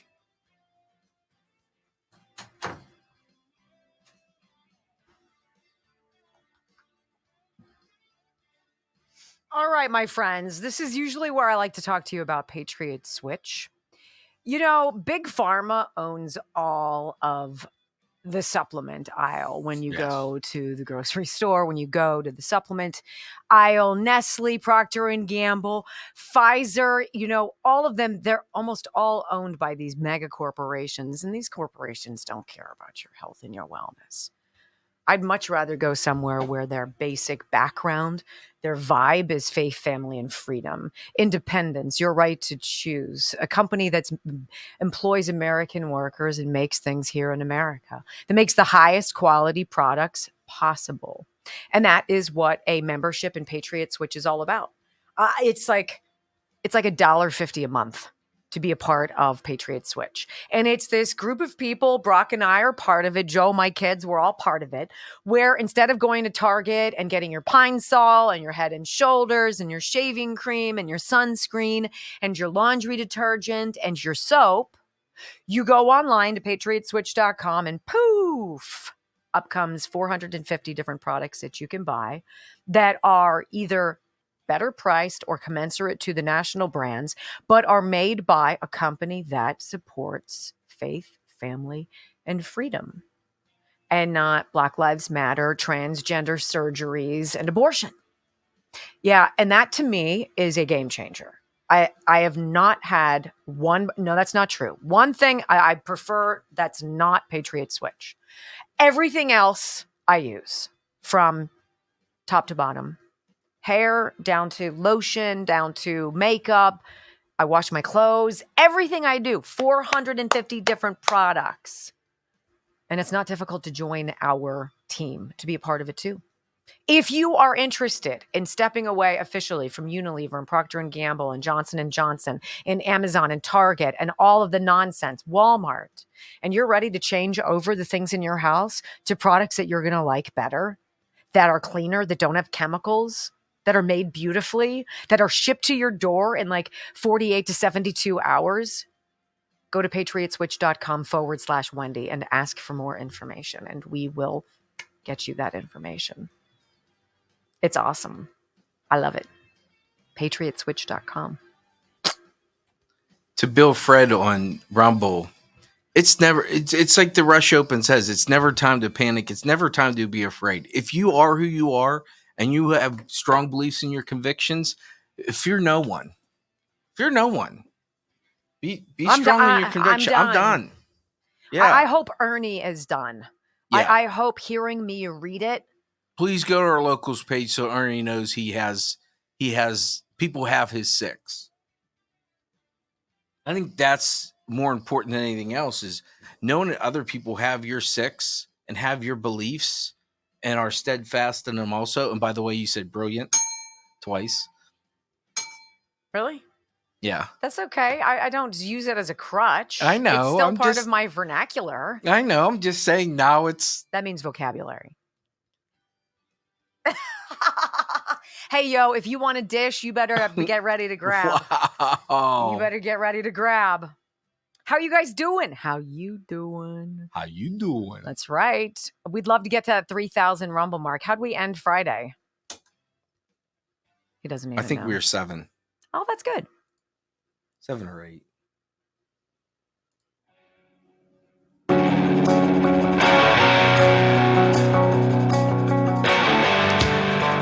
Welcome back, my friends, to the Wendy Bell radio program. I have known and have suspected since the day it happened.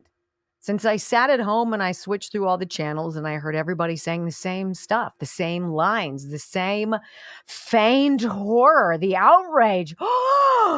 Insurrection. What? I'd never used that word before. Hadn't even heard it really. Oh, everybody had it. They had the talking points on January 6th. Look, I think we've known for a long time on this program what a setup it was, that it was staged, it was planned, it was premeditated, and that is why I call it High School Musical. It is a bad theatrical performance, and everything that proves it has now evaporated. It's so odd, isn't it? When they don't want you to see the video from the 1,700 cameras, they don't want you to see the transcribed testimony of the people who stood before the January 6th Select Committee of Suck and detailed what happened. When you see that there are specific star witnesses, the Michael Fanones, the Harry Dunns, the Cassidy Hutchinsons, who are trotted out with great fanfare like it's the freaking Oscars, who dramatically testify about something terrible that they witnessed, only for all of it to be garbage and for all of them to then be best-selling New York Times authors. I mean, at some point you connect some dots and you're like, that's really odd. But if you live in Realville where I do, I'm going to tell you Nancy Pelosi set it up. It's a setup. I'm sorry if that's unpopular with some people. That's my theory. And I believe it's completely provable.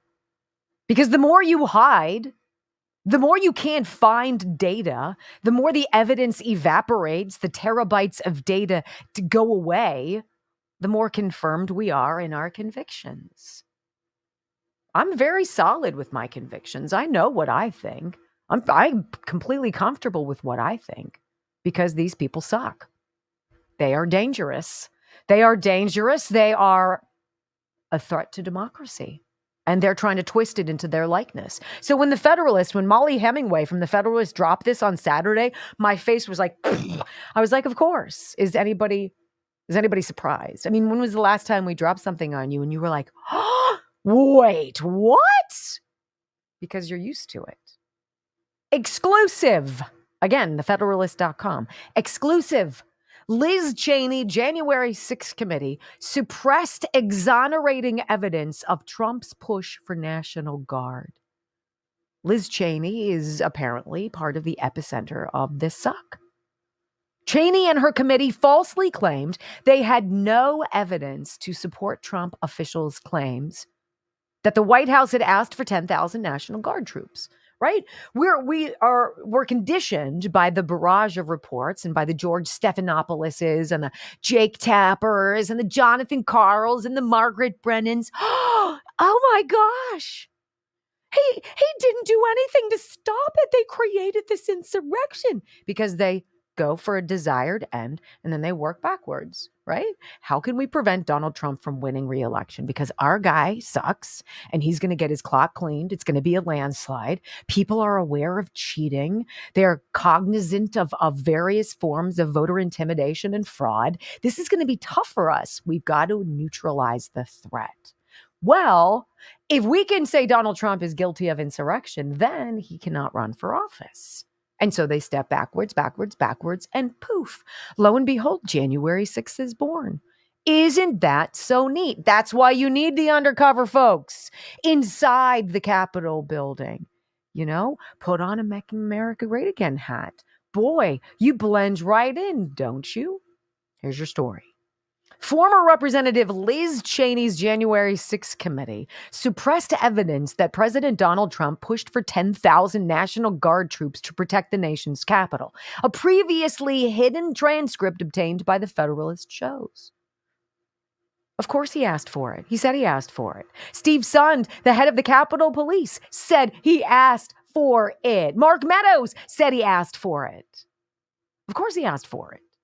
He asked for it days in advance. He said, hey, I know that this is going to be dicey. Got a lot of people who are really upset because they know what happened. And they're going to be here and they're going to protest. We will okay 10,000 National Guard troops. Nope. Cheney and her committee falsely claimed that they had no evidence of this. However, to support that Trump officials had communicated the desire for 10,000 National Guard troops. In fact, an early transcribed interview conducted by the committee included precisely that evidence from a key source. The interview, which Cheney attended and personally participated in, was suppressed from public release. Until now. Well, why would you do that? Oh, that's right. Because it does something that chips away against your narrative. Got it.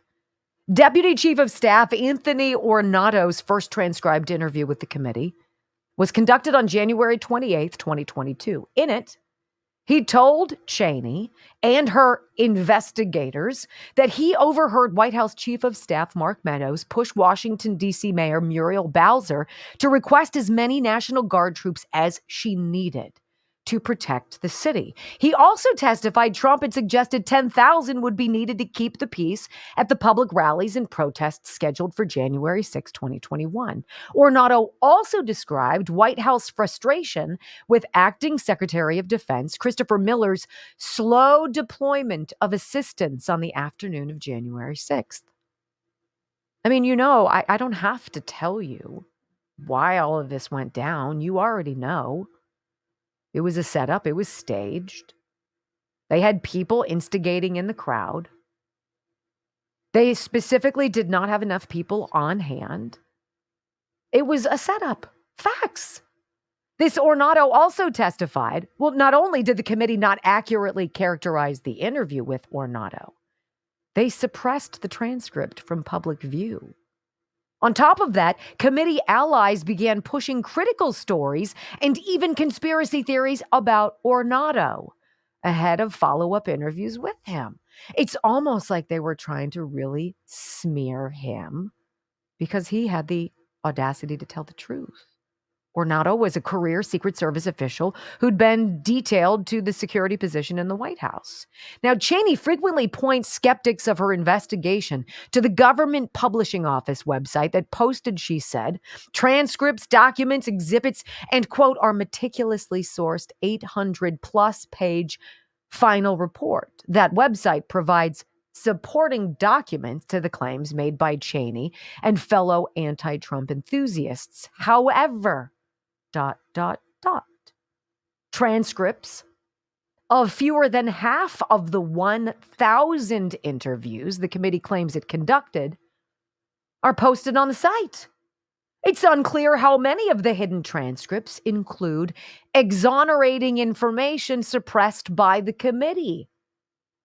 Those documents support the committee's narrative rather than the truth of the events leading up to January 6th, said Representative Barry Loudermilk, chairman of the House Administration Subcommittee on Oversight.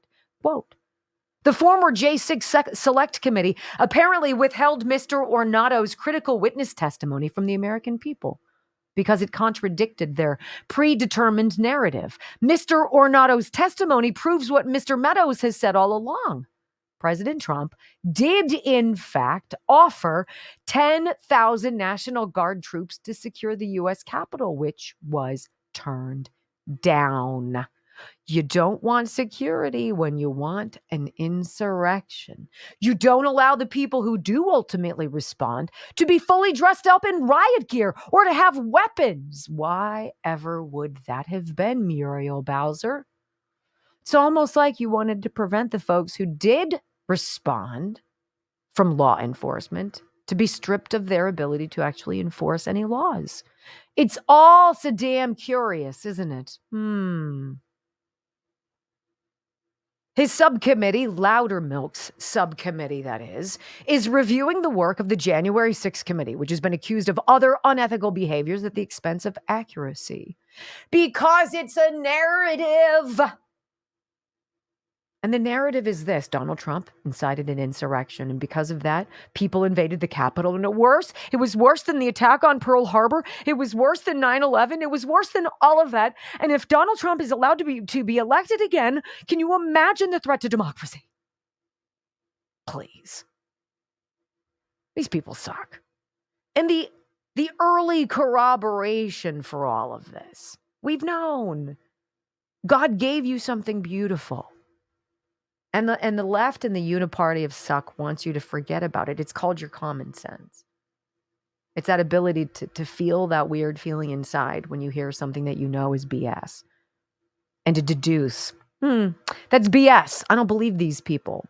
If Liz Cheney has hidden possibly, all of this information that would exonerate Donald Trump, then he wouldn't be able to be under 4 different federal indictments, correct?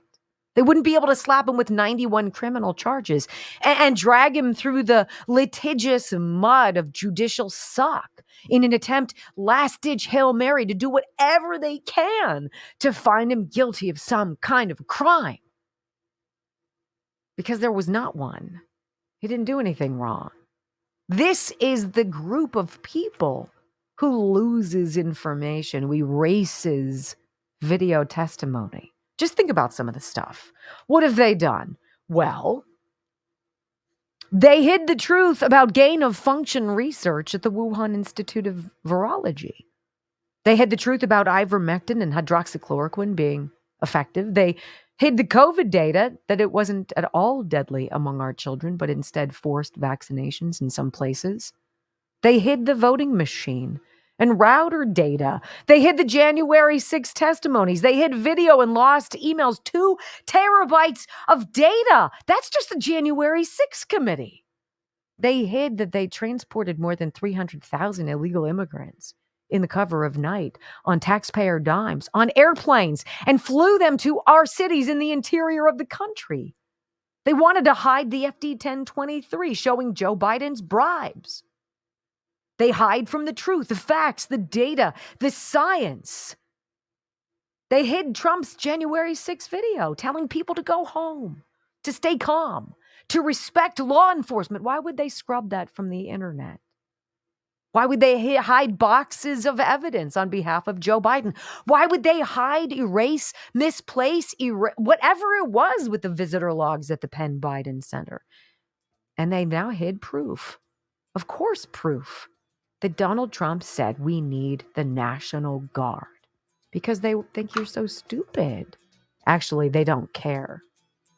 They don't care if you know the truth. They're just so used to getting away with it. When we come back on the Wendy Bell radio program, I want you to hear Indiana Representative Victoria Spartz. She says it out loud. She was there at the Capitol. She knew it was garbage. Next on the Wendy Bell radio program.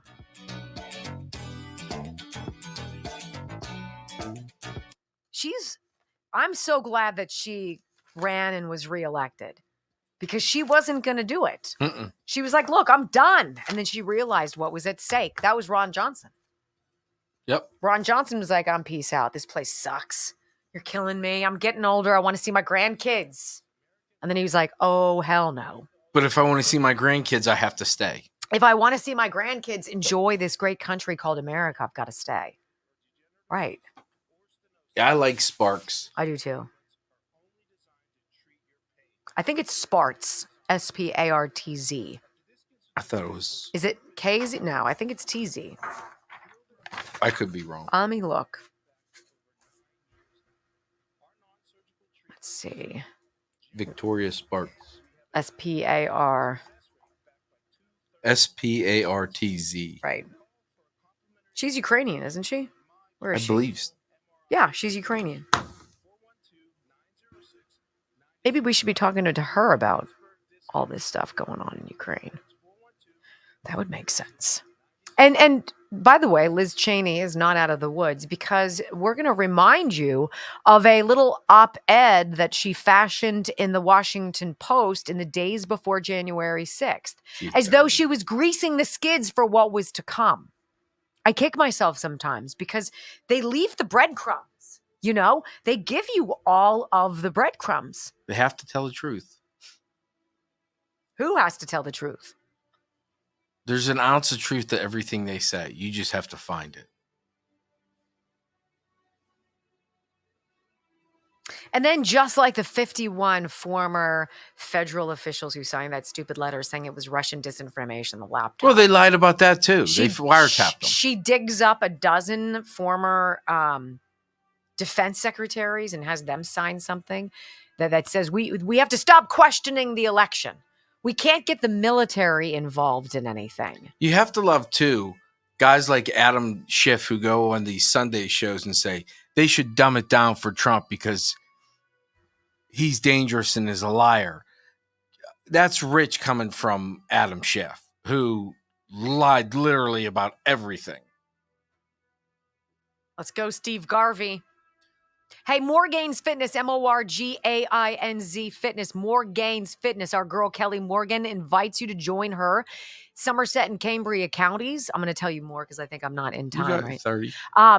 She's awesome. And the physical gym to go into, 4 different locations in Western Pennsylvania. But beyond that, go online, moregainsfitness.com. Check out the 90-day Ignite program. Check out our merchandise. Check out the classes, the metabolism testing, the body composition analysis, the one-on-one help. So you can become comfortable getting strong and getting your body back. You're going to need to be in great shape. It starts today. moregainsfitness.com, MORGAINZ. Look at that. Pro.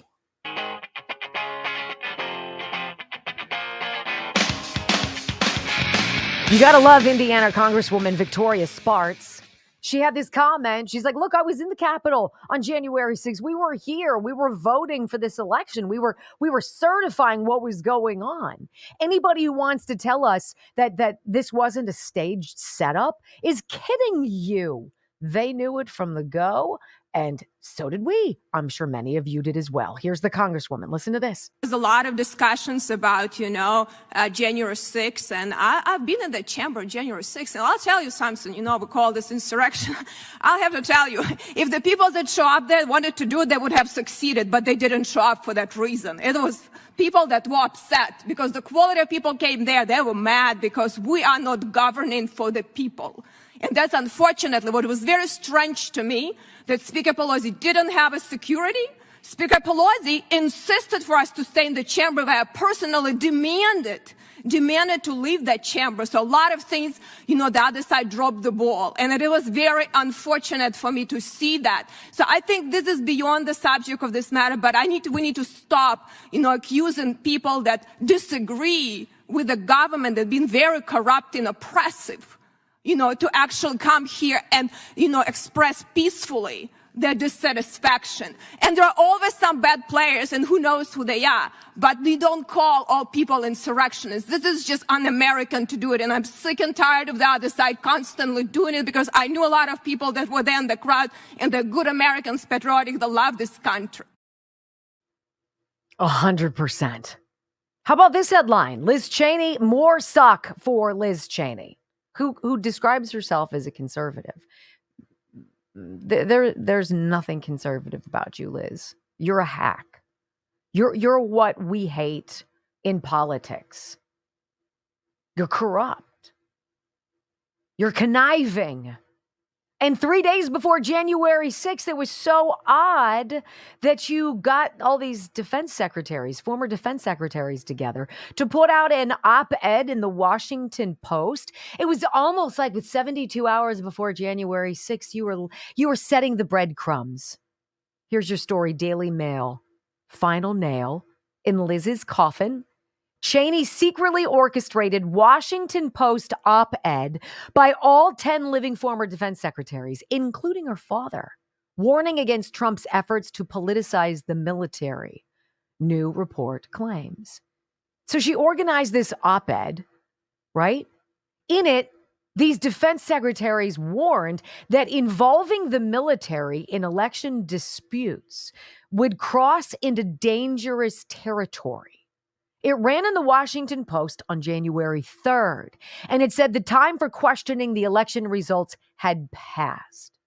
Oh, you're not allowed to question. You're not allowed to ask for redress. You're not allowed to say to your elected government, hey, you're not listening to us. We're not down with this garbage that you're pulling. We watched. We talk. We know what has happened.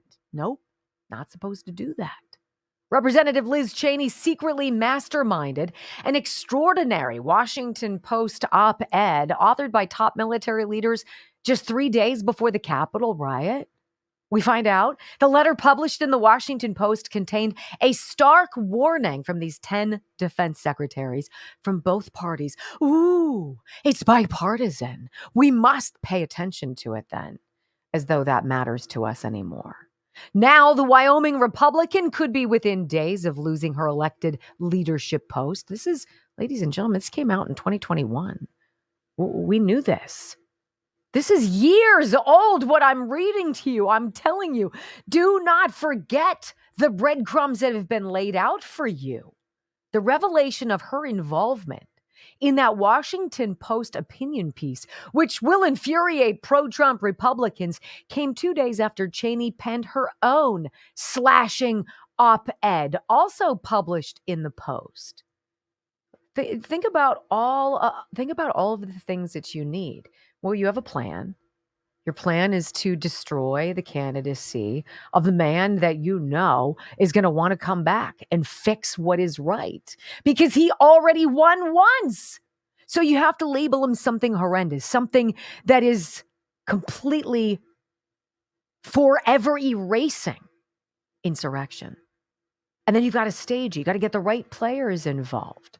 Then you got to lure people over to a building. You have to grossly under-secure that building.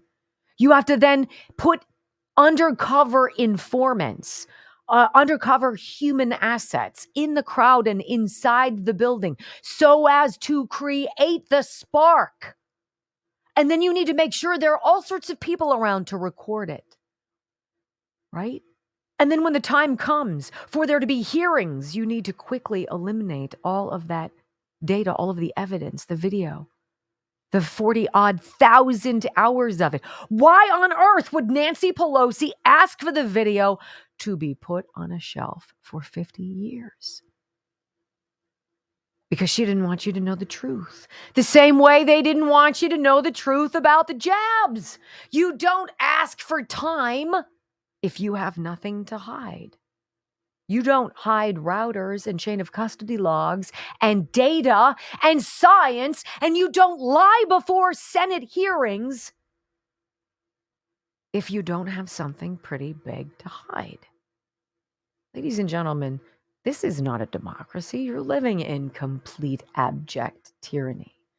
And these people who are falling over themselves to give extras to illegal felons who injure us, who rape us and murder us are telling you everything out loud. You are to be replaced. You do not matter. And if you don't understand that, they will come and they will hunt you down the same way they want to hunt down the fire department in New York City. Doesn't it all make perfect sense? Of course. And they want you to not trust your gut. Sorry. Hour number 3 of the Wendy Bell radio program, my friends, on tap next. And when we come back, let's talk about this. Pushback. Wonderful, encouraging stories of pushback because it works. Next.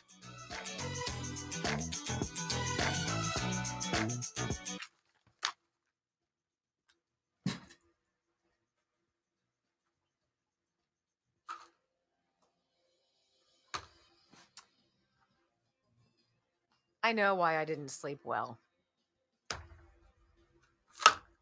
I told Brock this morning. I'm like, ugh. I didn't sleep very well. And he's like, why? And I'm like, I don't know. I couldn't quiet my mind. It's the worst. It's the worst. Right? And what did I say? You have no idea what that's like. No. I said, do you want me to bring you a gummy for tonight? No. And I said, no. You know why? I had issues. When I traveled to Ohio, I didn't take my magnesium breakthrough. by Optimizers. All right, so this is what it is. This is what I talk about. Let me see if I can get it. There we go. That's what it looks like. All right.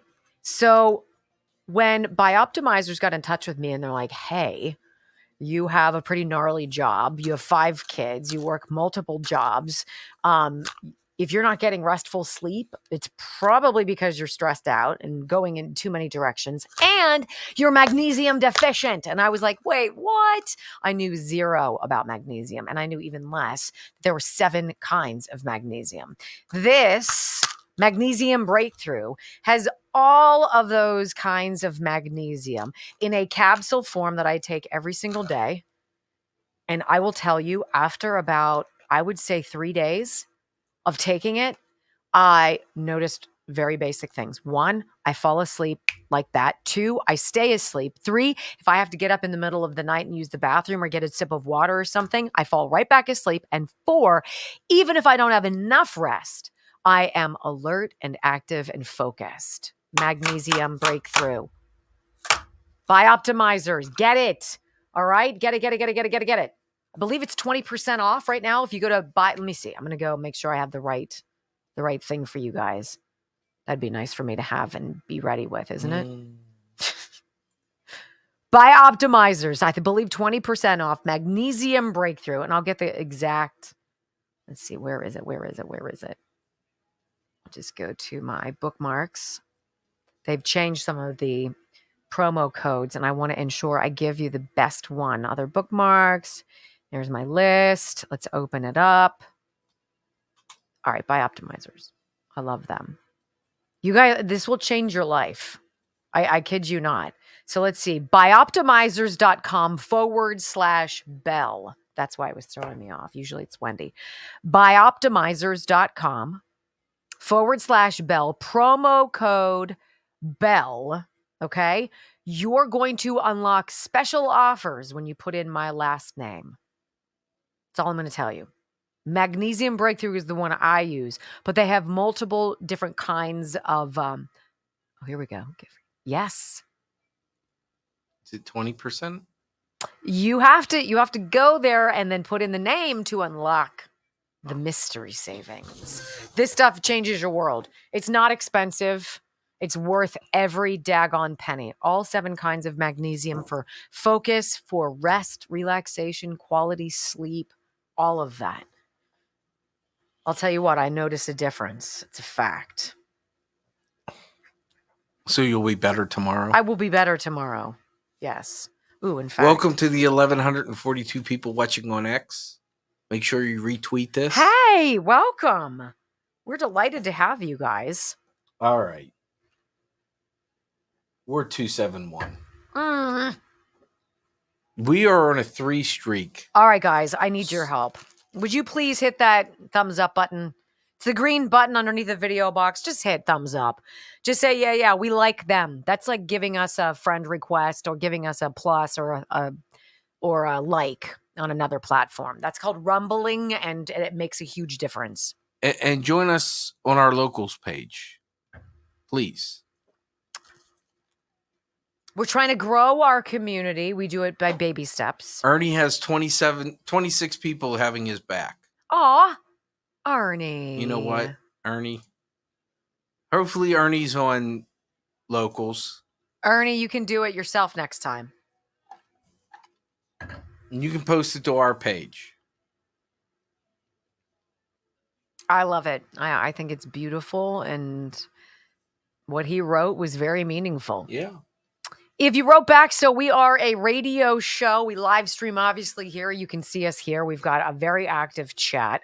We have people who show up and start communicating hours before this show even begins. We have people who wait for me to put up the show. And then they chit chat literally all morning long until we go live, and then obviously throughout the show. It's special. It's unusual. It's fun for us because when you do radio, you don't get that instant feedback. Right. Well, I don't know if you ever get feedback, do you? Unless you get a call. Unless the boss calls you to, criticize you. Never to say you're doing a great job, just to criticize you. Did I already do Disc Institute? I did. Mm-hmm. Okay, good.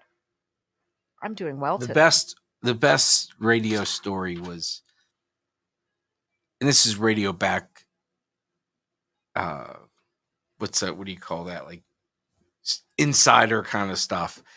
Is when it's something called TSL. It's time spent listening. Typical time spent listening on radio is roughly 15 to 20 minutes. An hour. And That's what most shows get, most whatevers. right. Now, you were still new. Oh, yeah. I had So no like idea you what didn't that really was. get all of it. No. And they have me in the meeting too. And he's like, he's talking. He's like, you're doing this, you're doing this. I go, what's the TSL? How long are people watching every hour to the show? How Right. long are they listening? How long are people listening? Because that's important when it comes to advertising. 48 minutes. I got up and walked out. Don't talk to me. That was my... I think it was that same meeting that he said, I said, ladies and gentlemen, too much. Yes. And I'm like, I'm thinking we're doing okay. How about you suck it? I was just like, I'm done talking to you. You have three other hosts that don't equal 48 minutes. He didn't like you very much. No, a lot of them didn't like me. I think they were happy to see me go. And I was happy to go.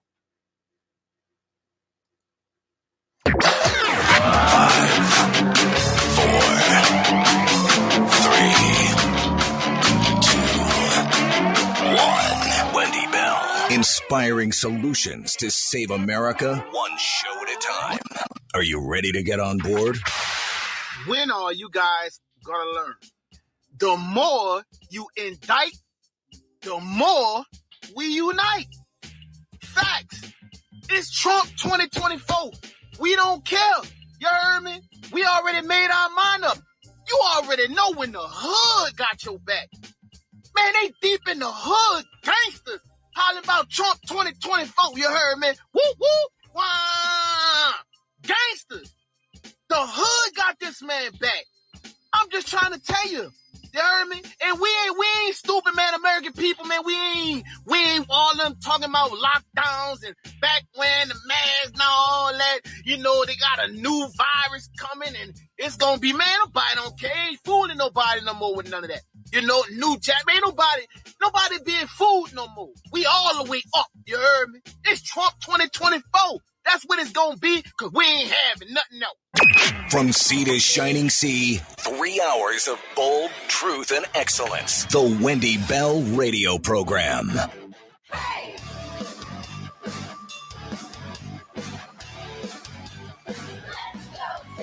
Welcome back. Hour 3 of the Wendy Bell Radio program. We're delighted to be with you. Let me just for a minute tell you about our podcast real fast, Wendy Bell Radio, wherever you get your favorite listening materials. Go there, plug us in, Wendy Bell Radio.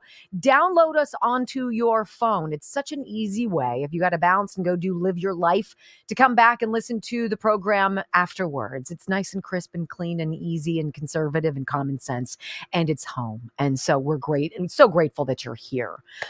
You know, this whole pushback idea, we do a lot on this program where we tell you about the suck. There is a lot of it. We live in a corrupt and abusive government. We have elected leaders who are in bed with communists and Marxists and jihadis and are themselves just dirtbags. I mean, I don't know how else to say it to you, but we are awakened and we share stories, the good and the bad.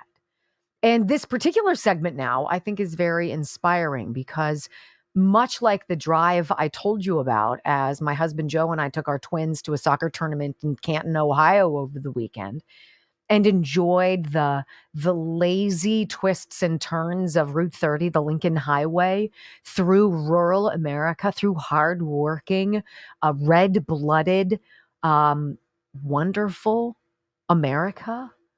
The message is being heard and it's out there. And you might not think it's loud. You might not think it's as numerous as it is in terms of this army of people we have who are done dancing around garbage. But they're there. And they're watching and they're listening and they're paying attention and they're acting. So we stumbled upon this story over the weekend. It's beautiful. It takes us to a school in Indiana, if I'm not mistaken, East Central High School in Indiana, where a high school 17-year-old boy decided to go toe-to-toe with his school for something fundamental that he believed in. He was not going to waver. He was not going to take a knee. He wasn't going to make excuses. He wasn't going to apologize because he knows North is still North. Enjoy. Wherever 17-year-old Cameron Blazek goes, so does Old Glory. The flag itself represents this country, this beautiful country that we live in. He fastened the flag to his truck this summer. It's very strongly secured in there. I mean, you can't pull that out if you tried. It abides by the U.S. flag code. I got pulled aside by my counselor and vice principal, and they told me, hey, you got to remove the flag off the back of your truck. And I kind of looked at him, and I said, no. I said, it's not going to happen. I said, I can't. Cameron held the line. Read through East Central's 2023-2024 handbook, and the word flag wasn't even mentioned in the parking lot or driving section. The only section it's mentioned in is the flag twirling section. Boy! The next day at school, others showed up with flags of their own. There was a huge support group there that believed and stood for the same thing that I did, and I was kind of shocked by that. That's when the principal sent a letter to parents Friday to, quote, address recent concerns and confusions, writing, I am pleased to inform you that we are allowing the display of the U.S. flag by students in the parking lot. Principal Black clarified to WCPO in an email that there has never been a complaint about the U.S. flag. One literally hangs above the parking lot, and that school administrators decided Friday they would, quote, prohibit other flags if they were determined to be offensive.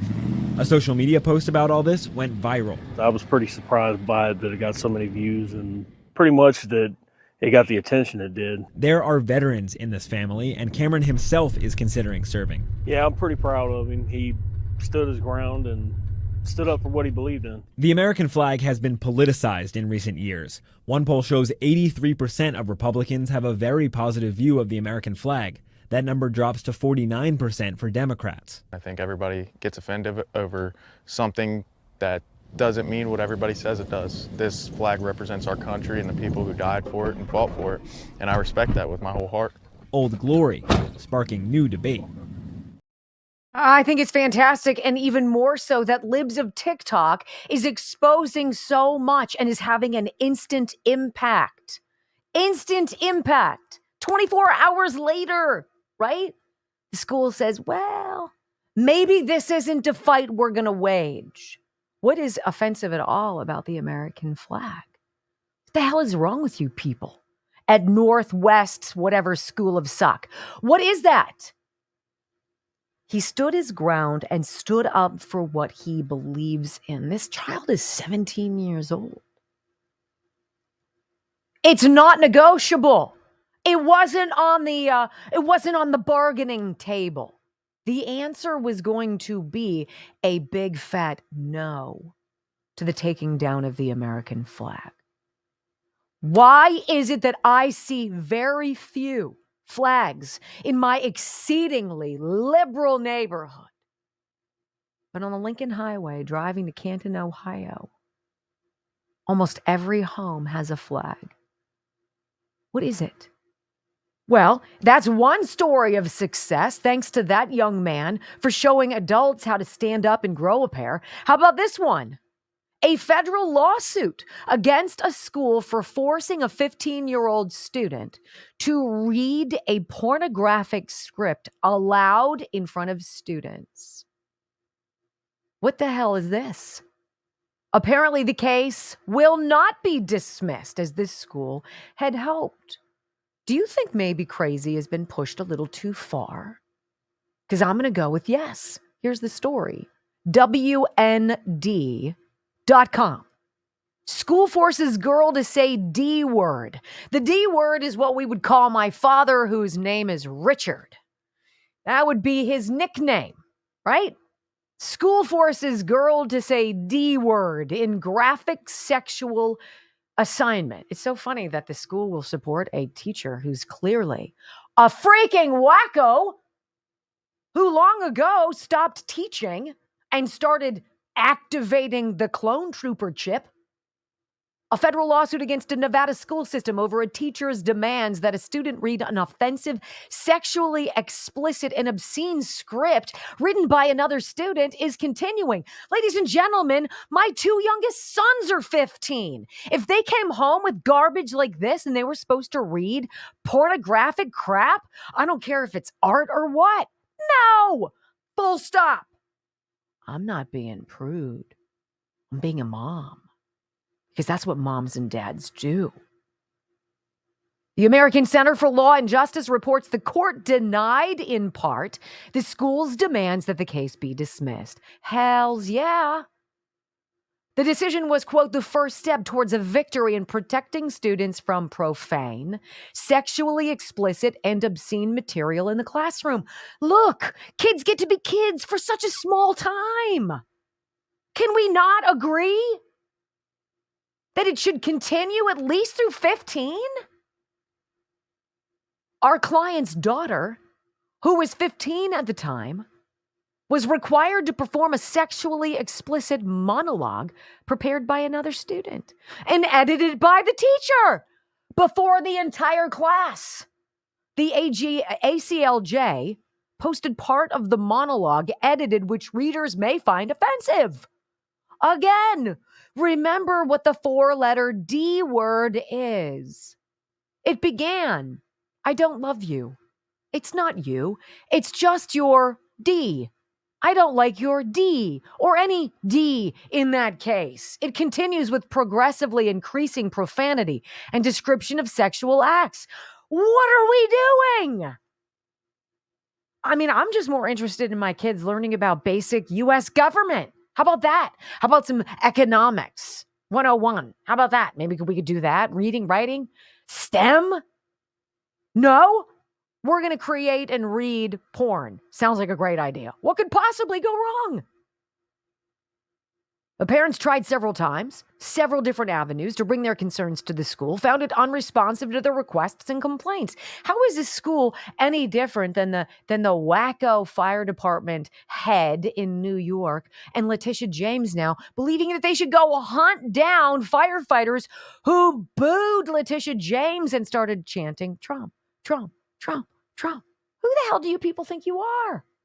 You see, we know who you are. We've never liked who you are. We tolerated who you were. And then you got a little power crazy. Then you got drunk off of it. And then you went nuts. And then you went after our kids. And then we came for you. And in this fight, if you think you're going to beat us over our kids, oh my. Oh, how wrong you are. Kudos to these parents. Kudos to the court. Time to find a new teacher in that literature class, don't you think? Push back. It actually works. Coming up next on the Wendy Bell radio program, we're going to talk about this. Do you guys hear how much Nikki Haley blew through to suck for the nomination to be the GOP's candidate for president? How useless this is? The dollars and cents of suck. We got it for you coming up next on the Wendy Bell radio program.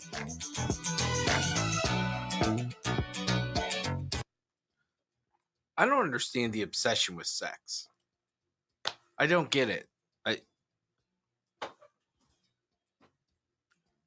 Again, like I've said, and we actually had a family discussion about this yesterday because there was some swearing going on, indiscriminate and unnecessary and used as adjectives when I know my sons have far greater vernaculars than that. And I was like, whoa, can we backpedal on this? Can we speak to each other in perhaps a more educated fashion?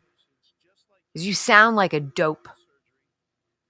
And it launched into a big discussion. And I was like, well, here's the funny part. You guys think you have a say in the matter, and you don't. So knock it off. That was kind of where we ended it. Just think if they ended a sentence in a preposition. Well, they know better. You'd have probably had to pull the car over. My son Christopher is a freaking grammar king. King! See, once you're infected with the bug, it's hard to get out of your head. And he corrects his brothers. I now don't like and I just give him a pound. Go, Christopher. Go, Chris. Go, Chris. I mean, Shriss. Oh, yeah, Shriss. Yeah. We do, and Schmobby. We do protect the identities of the innocent. I gotta get Bobby to do the Schmobby to do the one chip challenge. There it goes.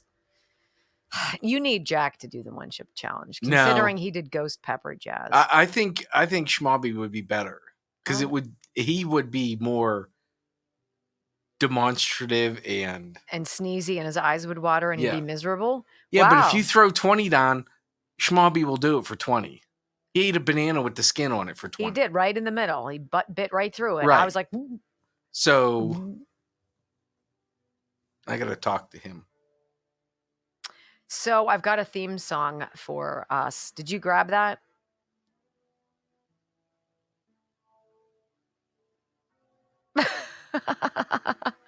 It's part of the dance, ladies and gentlemen. We have a little dance that we do. It's not really a dance. It's really not anymore. It's just the sort questioning. of...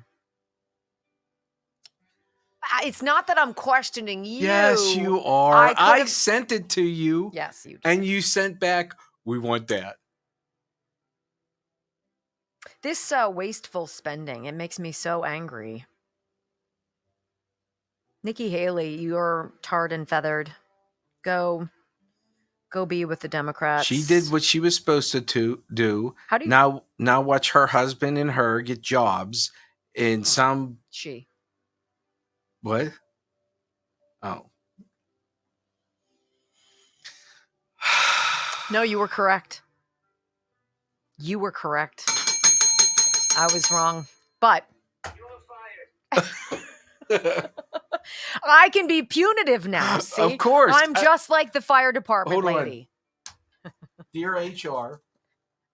Delete. Yeah, I'm sorry, that was not received. We're gonna need Where to the get chain of custody called logs? Bombas or whatever that place is that has HR. Where's all the video? I don't know. Right here. I don't know. It's on video. I'm gonna bulk erase that. Like tape. you know how to delete anything. No. Wow, thanks. Fantastic. That's just wasteful BS. No, Earl is not HR. No.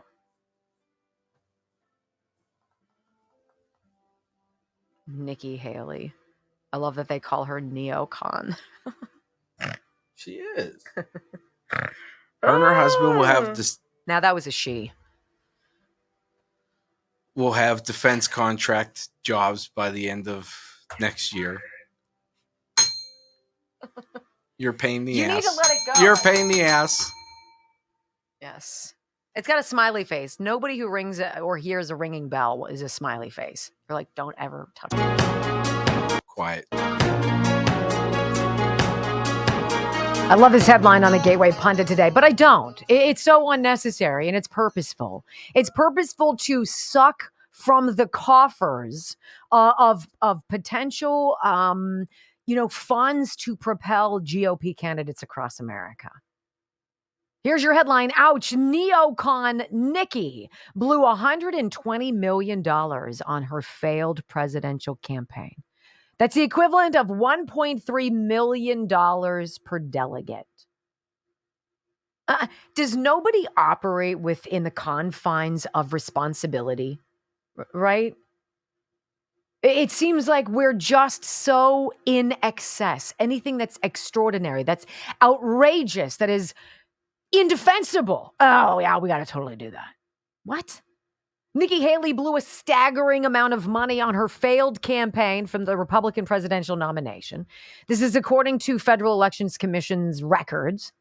The Daily Caller reported that when combining the donations from the Koch-backed Americans for Prosperity, their Action Whatever Fund, and the Pro-Haley SFA Fund, as well as all the money spent by her official campaign, the effort to propel the former governor of South Carolina to do nothing cost $120 million. It's less than a year. $120 million. What do you want to... It's $10 million a month if we're just going to say she's been running for a year. She probably hasn't even been running for a year.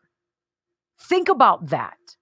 Nevertheless, a spokesperson for the Haley campaign told the caller that they, quote, believe all the money spent boosting Haley went to good use. Say what? 52-year-old finally suspended her campaign. You know this. Over the course of the campaign, she also racked up 89 of the 2,429 available delegates, averaging out at a cost of $1.3 million per delegate. I'm going to go with that's not money well spent. I'm going to go with that pig's lipstick ain't helping. That's some pork right there, friends. Republican Oklahoma Senator Mark Wayne Mullen told local media that Haley should have dropped out earlier. Of course, she should have dropped out early, but she is a part of the Uniparty. And anything that the Uniparty, party of John McCain, the party of Liz Cheney, the party of George Bush, the party of Mitt Romney, all of those people, that part of our party, which hopefully will go away and be done with soon, wanted to absolutely kneecap the GOP, the RNC, leading forward into this presidential election. Facts. Announcing that she would finally drop out, she refused to endorse Donald Trump, but left the door open for doing so at a later date. You're done, lady. Whomever was running your campaign gave you the worst intel, saying that you would sign the pledge, saying that whomever the nominee was going to be, you vowed to support, and then saying, well, I'm not really if it's Donald Trump, because you know what? The people who were in charge of the RNC when I signed my pledge are no longer there. So therefore, my pledge is null and void. You're a hack.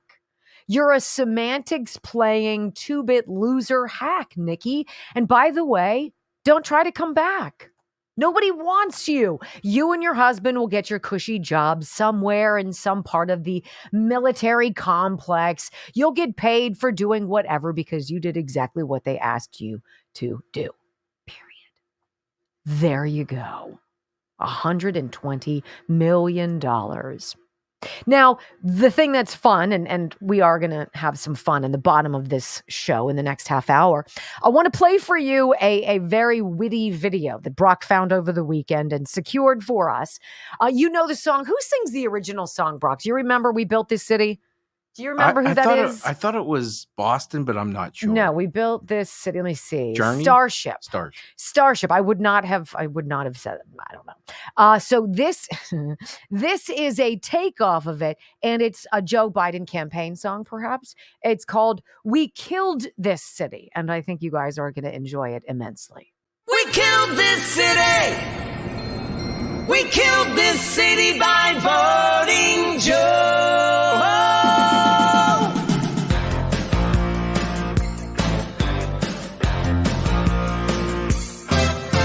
Migrants might rob me or punch me in the face. Biden don't even care. He let them in this place. Junkies on the sidewalks, poop in broad daylight. Stores are forced to close, 'cause shoplifting's out of sight. Joe Biden's open border, running games from Mexico.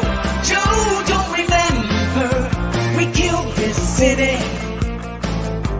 We killed this city by voting Joe. We killed this city. We killed this city by voting Joe. Killed this city.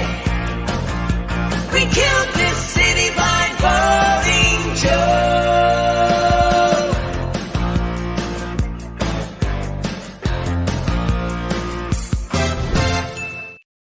It's terrible. It's fantastic. It's funny, and it's not. It's everything. And they want you desperately to believe it's neck and neck. Oh my gosh, it's going to be nail biter. It's going to go down to the wire. Don't go anywhere. The Wendy Bell radio program is back right after this. And for those who are going to want to find it, it's Jimmy Fallon. He's on Fox. How about the poo? Was that like a cow who pooed? I don't know. I don't know what they were eating, but a lot of cheese. I would need stitches. So gross. I saw that, and it takes a lot for me to laugh out loud at that. My It goodness. really does. I Like, make you laugh all the time. What are you talking about? No, right. Anywho, anywho, I saw that and literally laughed out loud. I'm sweating. I'm legit sweating right now. Power surge. No. Worth every degree that I feel right now. That was outstanding. Though I played it last night for the family. Joe thought it was awesome. The kids didn't get it because they don't know the song. But I'm like, oh, Right. You don't need to hear Yeah, yeah. You don't even need to know the song though. The fact that it's 100% true. It's just hysterical. We do have to have fun. I mean, Yeah, at the end of the day. Jimmy Fallon does do a lot of stuff with Gutfeld, but he does a weekend show too, I believe. I don't know. I found it on Twitter. It's so great. It was fantastic. It's so great. Hey, 11,200 of you. Do we know? And almost 1,400, 1,358 on Twitter. Hey, Twitter. X. You know what? Can we please say thank you to our friend Bill, who puts out every single day. He takes and he puts out on Twitter all sorts of clips. And so many of you, and I know a lot of you had seen my closing monologue on Newsmax over the weekend. And Michael, Toolsy, my son, who handles our social media, is going to be posting it soon.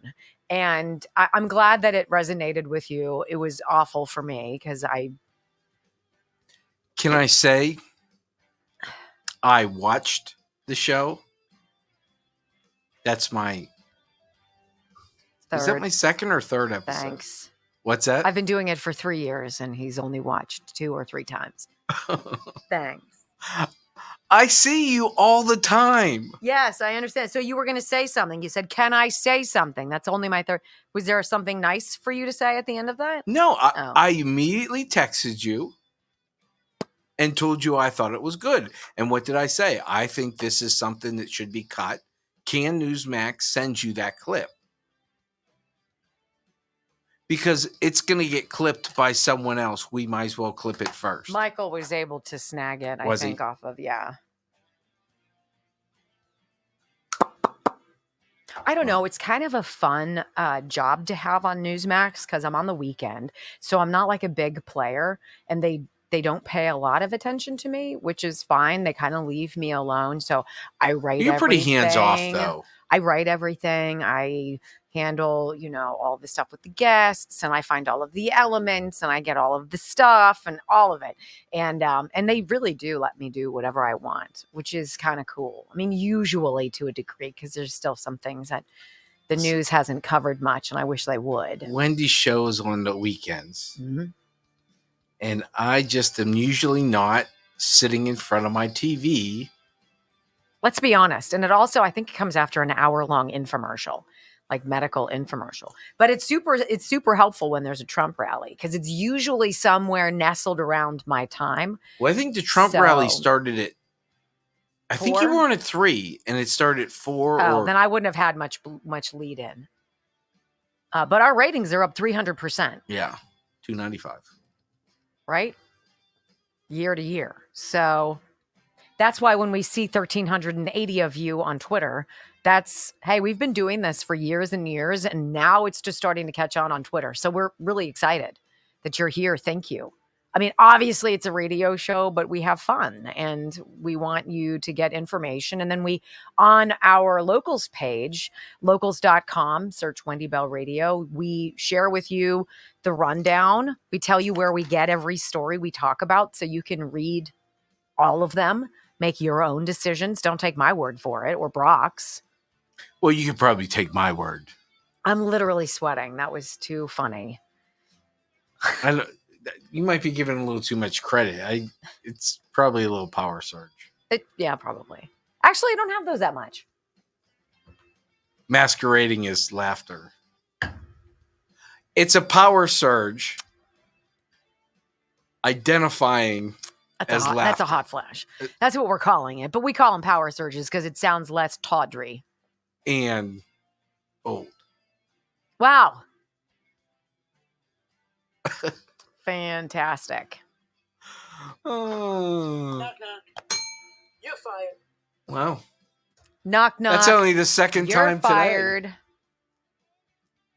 Marnie, you get up early Saturday for the pet show. I appreciate that. I put a lot of time into that pet show. Did you get boosted again? No. It's okay. We're watching the numbers grow, and that's the one nice thing about not getting boosted. If there is something nice about it, you're watching the people grow. Yeah, you get an idea. So when you're not boosted, how many are watching live?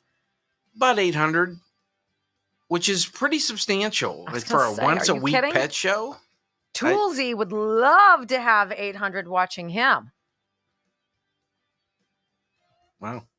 I'm just saying.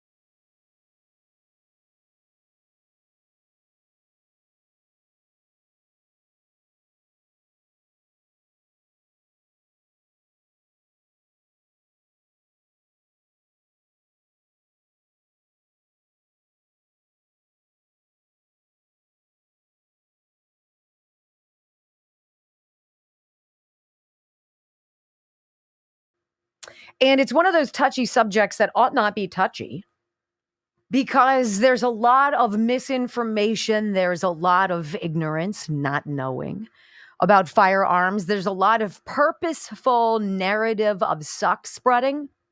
And this whole idea that if you are armed, if you are trained, if you are licensed, if you are legit, that you are no better carrying a firearm around than any goon out there who wants to create problems. That's not true, obviously. And if everybody had a gun, would there ever be any more gun violence? One might wonder that very thing. Now, people who don't like guns say, I can't handle guns. Get rid of all the guns. Well, that's not logical. It's not possible, and it's emotional, and it's kind of silly. So how do you counteract people who are criminals who steal and get guns on the street? They don't go through the system. They don't do what they're supposed to do, but they terrorize our communities. Well, your best defense is being able to defend yourself. And that means money, time, and training. And that's exactly what's going on in a Hartford, Connecticut North End neighborhood. Now, this neighborhood and the people who are patrolling it now, they're done. They're done with their streets being the sites of violent murders. They're done with their streets being carjacked, all sorts of theft, broad daylight stuff, and filth, garbage everywhere. And so these particular people who are armed and let everybody know that they are armed are going on armed patrols and trash pickups in the neighborhood. And some people on the left are like, oh my gosh, can you believe that? Well, you know what? If somebody with a gun is near you and you don't have a way to defend yourself and they've got bad intent, you're going to really wish somebody was nearby who'd be able to defend you because the cops ain't coming. I want you to hear this story. This is what taking back our streets, this is what making change at a local level is all about. It's about a group of citizens getting together on a street, neighbors, and saying, I'm freaking done. I'm done with the damn hypodermic needles. I'm done with the thuggery that happens at night. I'm done with the gunfire. I'm done with all of it. Let's get together. Let's do something. And in this Hartford, Connecticut community, they have. Listen. Hartford's North End on Saturday. We are legally armed! Legally armed, and we're patrolling! A group of people look to patrol and clean up Garden Street. It's important to come out here because we believe that we have to keep the community safe, we have to keep the community clean. And we're doing this by being out here for a few hours, cleaning up the community, picking up the trash. Garden Street has seen its share of gun violence, including a double homicide in February, which is what prompted the push for civilian armed patrols. The people on Garden Street came to us and asked us for help. While there did not appear to be open carry, which is banned in Connecticut, organizers previously told us those armed would be licensed and have concealed weapons. They were part of Minister Cornell Lewis's self-defense brigade. We are not vigilantes. We are a group of people that are disciplined, who train, who go to the shooting range. The effort faces opposition, including from an anti-violence group and the Hartford mayor. Mayor Arunan Arulampalan wrote in part, "Our community has seen so much pain and trauma, and what we need is for those who love this city to do the hard work of healing that pain." The mayor added that the city did not need people being trained to walk the streets with guns and trying to take the law into their own hands. Can anybody go to the gun range? Earlier, there was a talk about gun rights, including how to get a permit, safe storage and carry, and personal use. The founder of the brigade says they plan to do the patrols a few times a week. We'll be patrolling at night, so it's not just a one-time thing. It's going to be on a consistent basis. Why would you get pushback from anti-violence groups? You should get support, resounding support, of course, because they're going to conflate that there are guns equals a propensity for violence, when in actuality, the inverse is correct. If everybody walking around is armed with a firearm, right? And if the lion's share of the citizens who have a firearm on their person are also trained how to use it, and they walk the streets and they announce, "We are armed," do you really think that criminals are going to come out and give it a try? Do you really think they're going to try to get into a gun fight? Are we going to have indiscriminate battles on our streets? Of course not. Because the average two-bit thug criminal realizes that anybody he might or she might walk up to and try to sucker punch or carjack or do something to could very well be carrying as well. And that doesn't end well for people who are thugs and bullies. So this is the conversation. We are not vigilantes, he says.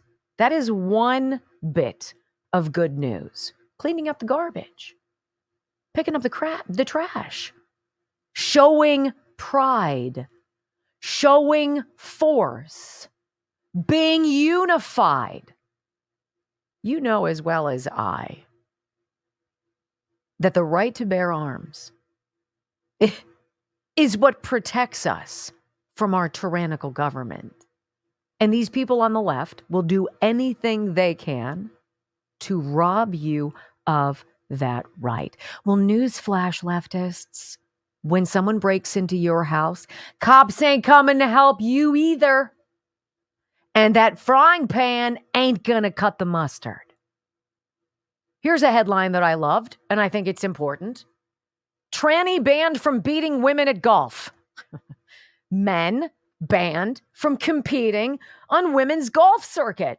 We've really wrung our hands to this degree. Like, I don't know. What do we do? Do we let dudes who are stronger and faster, whose skeletal frame is built completely different than the woman's, who have certain skills that women don't have, should we let them play in sports? Absolutely. That sounds fair. I mean, of course. Why wouldn't we? Said no one with a functioning cerebral cortex. Here's your story. WorldTribune.com. Men banned from competing on women's golf circuit. Trans golfer kicked off mini tour. What the hell has taken so long, people? Where's everybody else? Where's the stupid University of Pennsylvania of suck? Well, I don't know. They still think chicks should be swimming with men. The Florida-based women's NXXT Golf Tour has revised its policies and will no longer allow biological males to compete in its events. What really needs to be done is for the NXXT Golf Tour to dig down, to go deeper and find some granular data on who the moron is who thought it was a good idea in the first place. Dudes playing like chicks? For sure. Are you out of your mind? And isn't it amazing that there's never the inverse for women? Like, I'm not going to go run up against a guy. I'm not going to go join a basketball team and be better. So this is complete abuse of women. Finally. The decision was made after Haley Davidson, a man who identifies as a woman, won the NXXT Women's Classic at the Mission Inn Resort and Club in Orlando in January. Effective immediately, competitors must be a biological female at birth to participate. Isn't it so freaking sad that we have to say this? That you have to say north is still north, that right is right and wrong is wrong, that a man cannot be a woman just because he wants to chop off something or stitch something else on, that a woman taking a pill can all of a sudden say that she's a dude. I mean, we are allowing and excusing and litigating insanity. It's called mental illness. And it ought not take this long for people to wake up and be like, this is the dumbest thing I've ever heard. No duh. The tournament win in January had put Davidson in contention to be among the 5 players at the end of the season to get exemptions to participate in the Epson Tour, which is the official developmental tour of the LPGA. Davidson also took home about $1,500 from this women's classic win. Davidson commented on the decision in an Instagram post on Friday saying, effectively immediately, I've been banned from the next 3 NXXT tournaments that I had already signed up for and had been approved to play. They changed their policy mid-season after me signing up already and being second in the Player of the Year race. You're a dude! Did you guys get that? I want to make, you are a dude. Right? What do we say? If you've got an apple, Brock, what do you have? You've got a banana. You've got a banana. And women don't have bananas on the NXXT tour.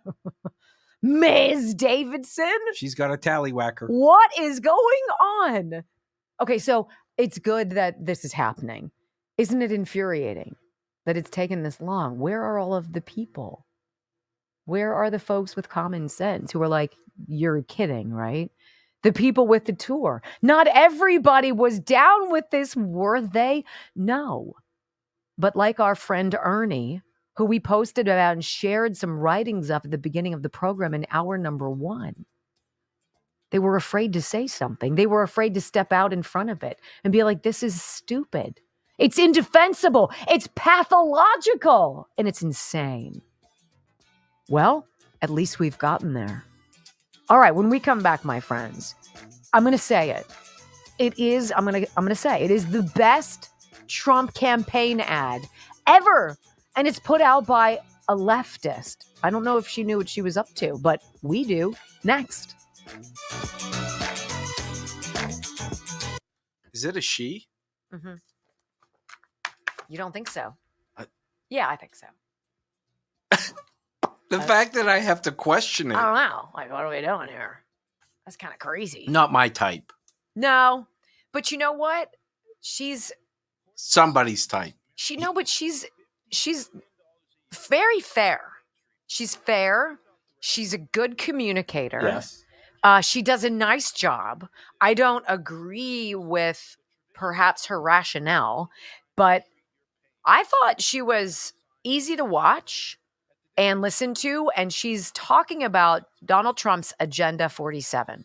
So obviously he'd be the 47th president, and these are the first 15 objectives in his administration. And this individual is not unhinged. It looks like a gay woman in some capacity, just if you were to spitball, which you know of gay women, right? Whatevs, a lot of gay women. But they're very very sane, very rational, and At least she's dealing in facts. And she's dealing in facts. Yeah, you know what? And that's well said. Dealing in facts, and that is great. So, it's very interesting. You said I said something was well said. You're fired. I knew it was coming. Friday. Friday? Yeah. What are you going to do for Monday? I'll Sunday night? I'll figure it out. Wow. So I got my walking papers. As long as I have chia. Listen. As long as I have Bob. I have not officially been noticed. Look, as long as I have Bob Ross and the official autograph Thank chia pet. Look at how he sprouted. Looks like he's got a bad dye job. It's starting to leak. I'm going to touch it though. Ooh, it's hard. I was expecting kind of squish. Well, it just started growing. Well, stop touching it.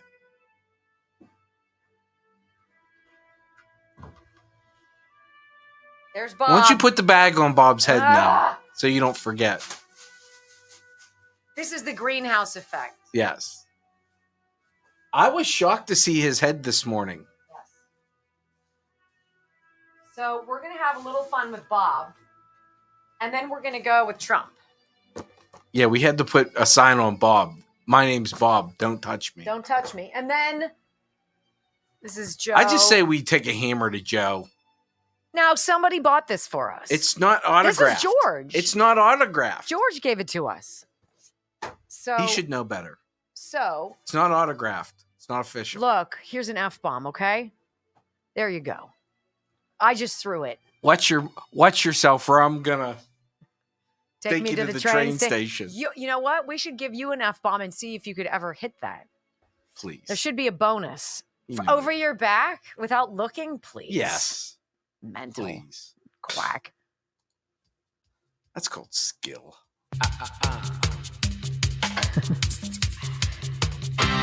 So we hope that you enjoy the show as much as we do, because we have a great deal of fun finding people out there and have so enjoyed libs of TikTok and all these other websites that show us people who are clearly absorbed in their own delusion and confusion and suck, right? And go out and try to make life more inconvenient for us, to make us bogged down in nonsense, to make us worried about stuff that doesn't matter, while we have serious objectives in this country that aren't being addressed, right? And so there's this thing, Agenda 47. I'm going to go online while I have you guys here. Let's see, Agenda 47. I'm going to see if I can pull this up. It's not allowing me to because I did 457. Anyway, this is Donald Trump's basic plan for basically his reelection. When I become president, this is what I'm going to do. These are my priorities. So we found this video and it's great. It is a young woman. She has, she's very good at being expressive of what Donald Trump's first 15 priorities are. And she's coming at this, in my interpretation, as a leftist who is kind of saying, can you believe, like, if this guy gets back into office, I want you to hear what this guy is all about, because it's kind of crazy. And we need to talk about this. Now, she's very calm and she's very fair in her delivery. Like, I could have a conversation with her. I like her. But she has no idea that what she's giving us is not some anti-Trump guidebook. It's a Trump campaign ad for president. Enjoy. And here are the first 15 promises he has made if he is reelected. You may have heard of Project 2025, but this is from Agenda 47. And you can read all of these on his website. First, he promises that he will carry out the largest domestic deportation operation in history. He will also ask for the death sentence for anyone convicted of human trafficking. He will close the Department of Education and return all education standards to the states to decide. He will put prayer back into school, and he will criminalize any race-based advantage programs. He will end the Affordable Care Act. He will ban gender-affirming care for adults and children, and he will ban any federal dollars from going towards gender-affirming care. which means anyone with government-provided health care will no longer be able to access gender-affirming care except for Viagra and Cialis. Those will still be available. He will propose a constitutional amendment that gives a term limit to Congress. He will deploy the Department of Justice to investigate the Biden crime family and any of his adversaries or political rivals. He will immediately pardon all of the January 6thers, and he will create a task force to investigate anyone who arrested, charged, or imprisoned a January 6er. He will increase the penalties for underage criminal offenders, strengthen immunity for police officers, and deploy the National Guard to patrol woke cities. On day one, he will reassess our participation in NATO and says that every European country needs to pay the United States for protection. He will also restore the wonderful travel ban for Muslims coming to America. He will build freedom cities. This is 10 new cities built on federal land. He will award them to areas with the best development proposals, and he will prioritize moving young families to these freedom cities. He will kill all e-vehicles and e-vehicle legislation, seeking to replace that with the development of a flying car. He believes that we could create a car that vertically takes off. He will remove all of the limits on American natural gas exports and drill baby drill for oil domestically. He will impose a tariff of up to 60% on Chinese imports. He will extend the 2017 tax cuts and drop the corporate tax rate from 21% to 15%. He will push Congress to pass legislation that would give every American the right to concealed carry anywhere at any time. And he will revoke any gun restrictions or legislation that seeks to inhibit people's ability to own guns that's been passed in the last several years. He will demand that Europe pay back all the money we gave Ukraine, and then he will use all of that money to recruit for the American military. And he will take billions and billions of dollars from private university endowments by taxing, fining, and suing the universities. He specifically names Harvard in this one. And then he will use that money to create the American Academy. It is a free online college that will be free of wokeness that he will force employers to recognize as a bachelor's degree equivalent. So that's Agenda 47. And thank you for that fine assessment of it. Did you disagree with a single thing that you just heard? Did anything there sound radical to you? Did anything there seem as though it stomps on other people's freedoms or personal liberties?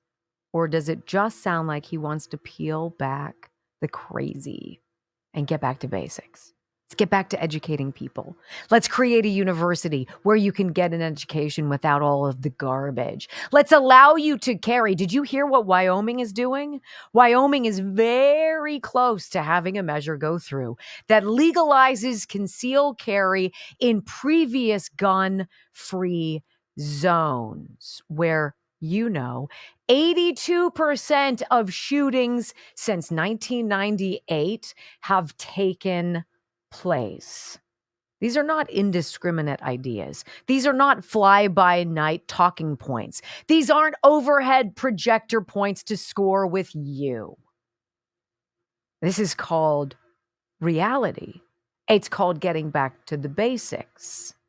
And every single thing that we just heard should be executed quickly on day number one. Now, of course, the left wants you to believe specifically about the guns that you and other people having access makes other people unsafe, that makes the world more dangerous. I absolutely deny that. Absolutely deny that. You're not going to get away. You're not going to get rid of guns. Getting people who are honest, law-abiding citizens who went through the process to get the guns lawfully are not going to surrender their firearms when you've defunded the police, you've demonized them as racially motivated killers, and now all of a sudden nobody wants to join. Nobody wants to put their life on the line to be spit on.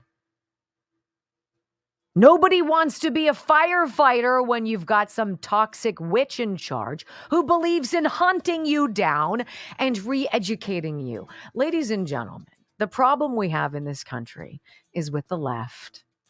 Hook, line, and sinker.